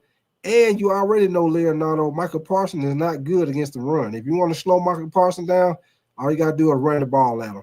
So that's why I say when it comes to the Packers, yeah, they got better at the pass rush, but I think they got worse as far as stopping the run. Now, let's switch over to the Cowboys. Now, when you go to the Cowboys, they the same. The Cowboys, with Kenny Clark going over there, now you got two legit defensive tackles where you can stop the run. But guess what, Leonardo? Now they ain't really got no consistent pass rush. You lost to Marcus Lawrence to the Seattle Seahawks, and Micah Parsons is gone. So who supposed to be your edge rusher now? I mean, I know they got Neely, they got high hopes for him, but he unproven right now. You don't really know what he's gonna do. So Leonardo, that's why I say both of them got good at one thing, and both of them got worse at something else. So I say the only thing that probably maybe give Dallas Cowboys the edge is the fact that Jerry Jones did get 2 first-round picks out of it. So I think that's the only thing to get the Cowboys the edge, Leonardo, is the fact that Jerry Jones got 2 first-round picks. But everything else, I think they broke even because they got better at one thing and got worse at something else. What's your name, Joe? Is that Joanna? Joannacy? You say who win the trades for the Packers and the Cowboys? Joe Honesty? Is that Joe Honesty? If I said your name wrong, I apologize. But I'm gonna say the Cowboys. And the reason why I say the Cowboys is I think both of them broke even as far as the 2 players they traded. Because like I was just telling Leonardo, Green Bay got better at the edge, got better at pass rush, but they got worse against the run. And then when you go to the Cowboys got better against the run because now you got 2 run stoppers in the middle, but now they don't have a legit edge rusher. So when it comes to that part, I think they broke even as far as the 2 players they traded. Now, I think the Cowboys get the edge because on top of that, they got 2 first-round picks. So that's how I look at it, Leonardo and Joe Honesty. You say, who do you think won the trade overall? I'm going to say Dallas. And I know a lot of people probably be like, hell no, because Green Bay got Micah Parsons. But the reason why I say Dallas, because Dallas always do a great job of drafting. Like I said before, whoever in their scouting department, they always do a great job of drafting, man. The one thing about the Cowboys, that ain't their problem with drafting. They pretty much do pretty good drafting. If they got 7 draft picks, they gonna hit on at least about 3 or 4 of them. So if they got 2 first-round picks, man, I'm gonna definitely believe Jerry Jones and that scouting department. They gonna hit. They gonna hit on them draft picks. Believe that. So that's just my opinion. Like I said, with Green Bay, I think they'll be better against the pass. But in that division they in, going against Detroit 2 times a year, going against Minnesota 2 times a year, Chicago 2 times a year. You got to be able. You got to be able to stop the run too. You can't just straight pass rush. You got to be able to stop the run too. And I think Green Bay gonna take a step back as far as stopping the run, man. Dan, you said I'm not saying me at all. You said, but if someone want to reach out and sponsor, get some money, you say it's all I'm saying. I got you, Danielson. Like I say, Danielson. Like I said, I told you my email. I told you my email. Matter of fact, Danielson, hold on. I'm gonna put it in the chat.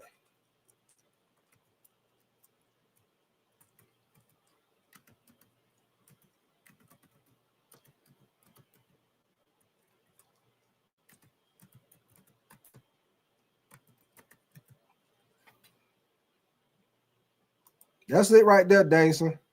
That's my email right there. So you ever want to hit me up, whatever, and that go, like I said, that go for anybody. Anybody who ever want to hit me up, I'm gonna definitely will respond to whatever comment you leave. If you got an idea, maybe something you want to talk about on the show, let me know, man. You say you did put it in the chat. You said I'm just saying advertise yourself. Oh, okay. I got you, Danielson. I got you, man. I got you. You say get it at the bottom. You say get it at the bottom of your emails. You say or at the bottom of your videos too. Okay, got you, Danielson. Got you, man. I most definitely will start doing that, Danielson, man, because my channel, starting to grow a little bit more. So I'm most definitely gonna have to start, what you want to call that, add more stuff to my screen, background, as far as putting my email on there and shit like that. So yeah, you most definitely right, Danielson, for sure, man, for sure. For sure. But give me 1 second, man. I'll finish playing this little quick video right quick, man, and then we're gonna get the hell up out of here. Yeah, and you know what? They can have a complete take the whole stadium over and have a protest. It's not going to matter, in large part because he owns the team. Until he sells the team, none of this changes. And you know what? Jerry doesn't really care either. He made the deal, he made the decision, and now he's got to live with it. Here's what will make those fans shut up. Much like in Dallas with the Mavericks, when they're going to be pretty darn good next year. You know what'll make them shut up? If Dak Prescott goes out and beats the Eagles next Thursday, if Dak Prescott throws for 4,800 yards and 40 touchdowns and they're winning the division, that'll make those fans shut up. But for right now, Jerry Jones doesn't care what those fans say. The only thing that matters to Jerry Jones is trying to win, and this is not a decision by No, that ain't it, T-Bet. That ain't it. the way that I think is actually moving in that direction and making money. And he does a great job of making money, and now he's got to do a better job of getting this team to win. When they're just And I would documenting. say, Go ahead, Go JJ. ahead, JJ. Right.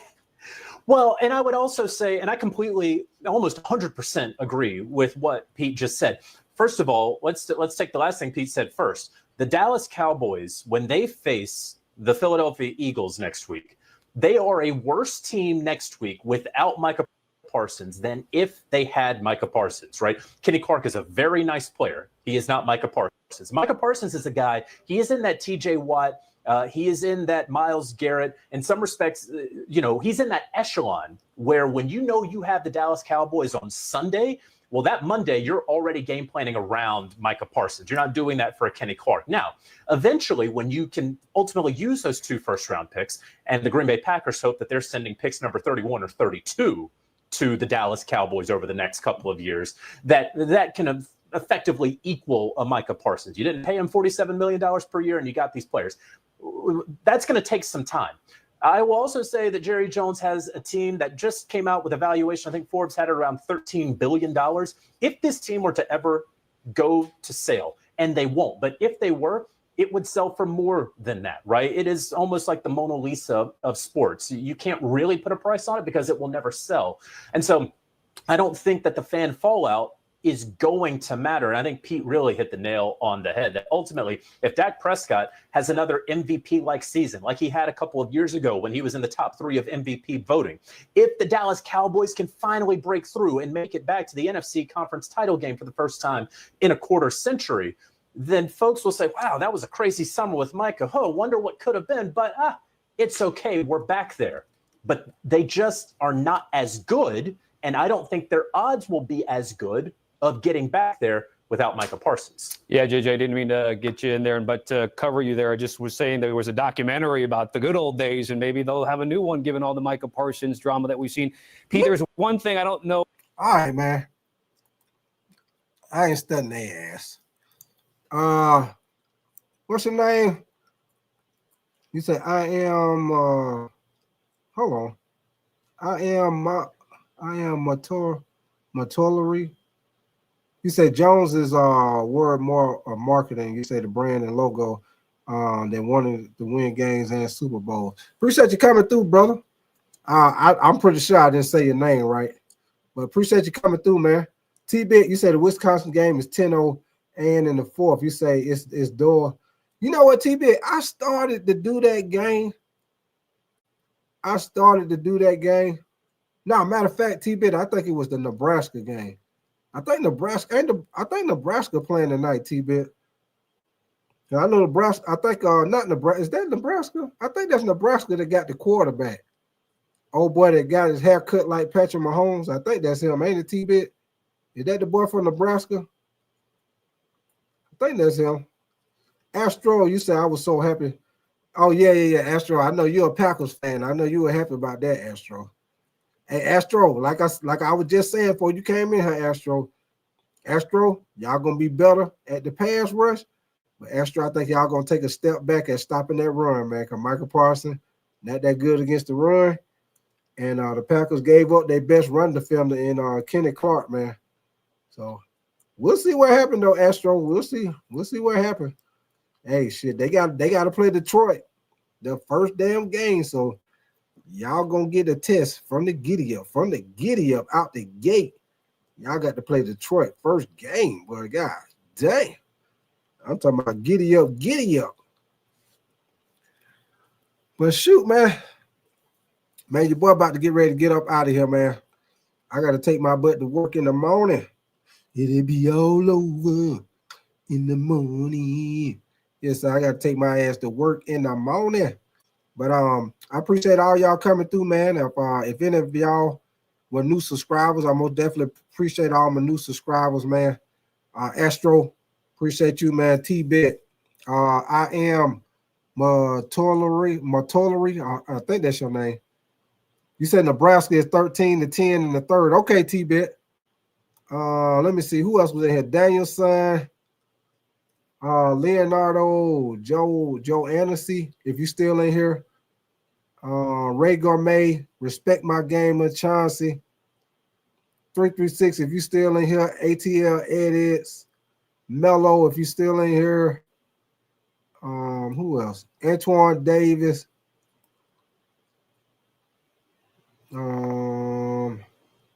Snow Easy.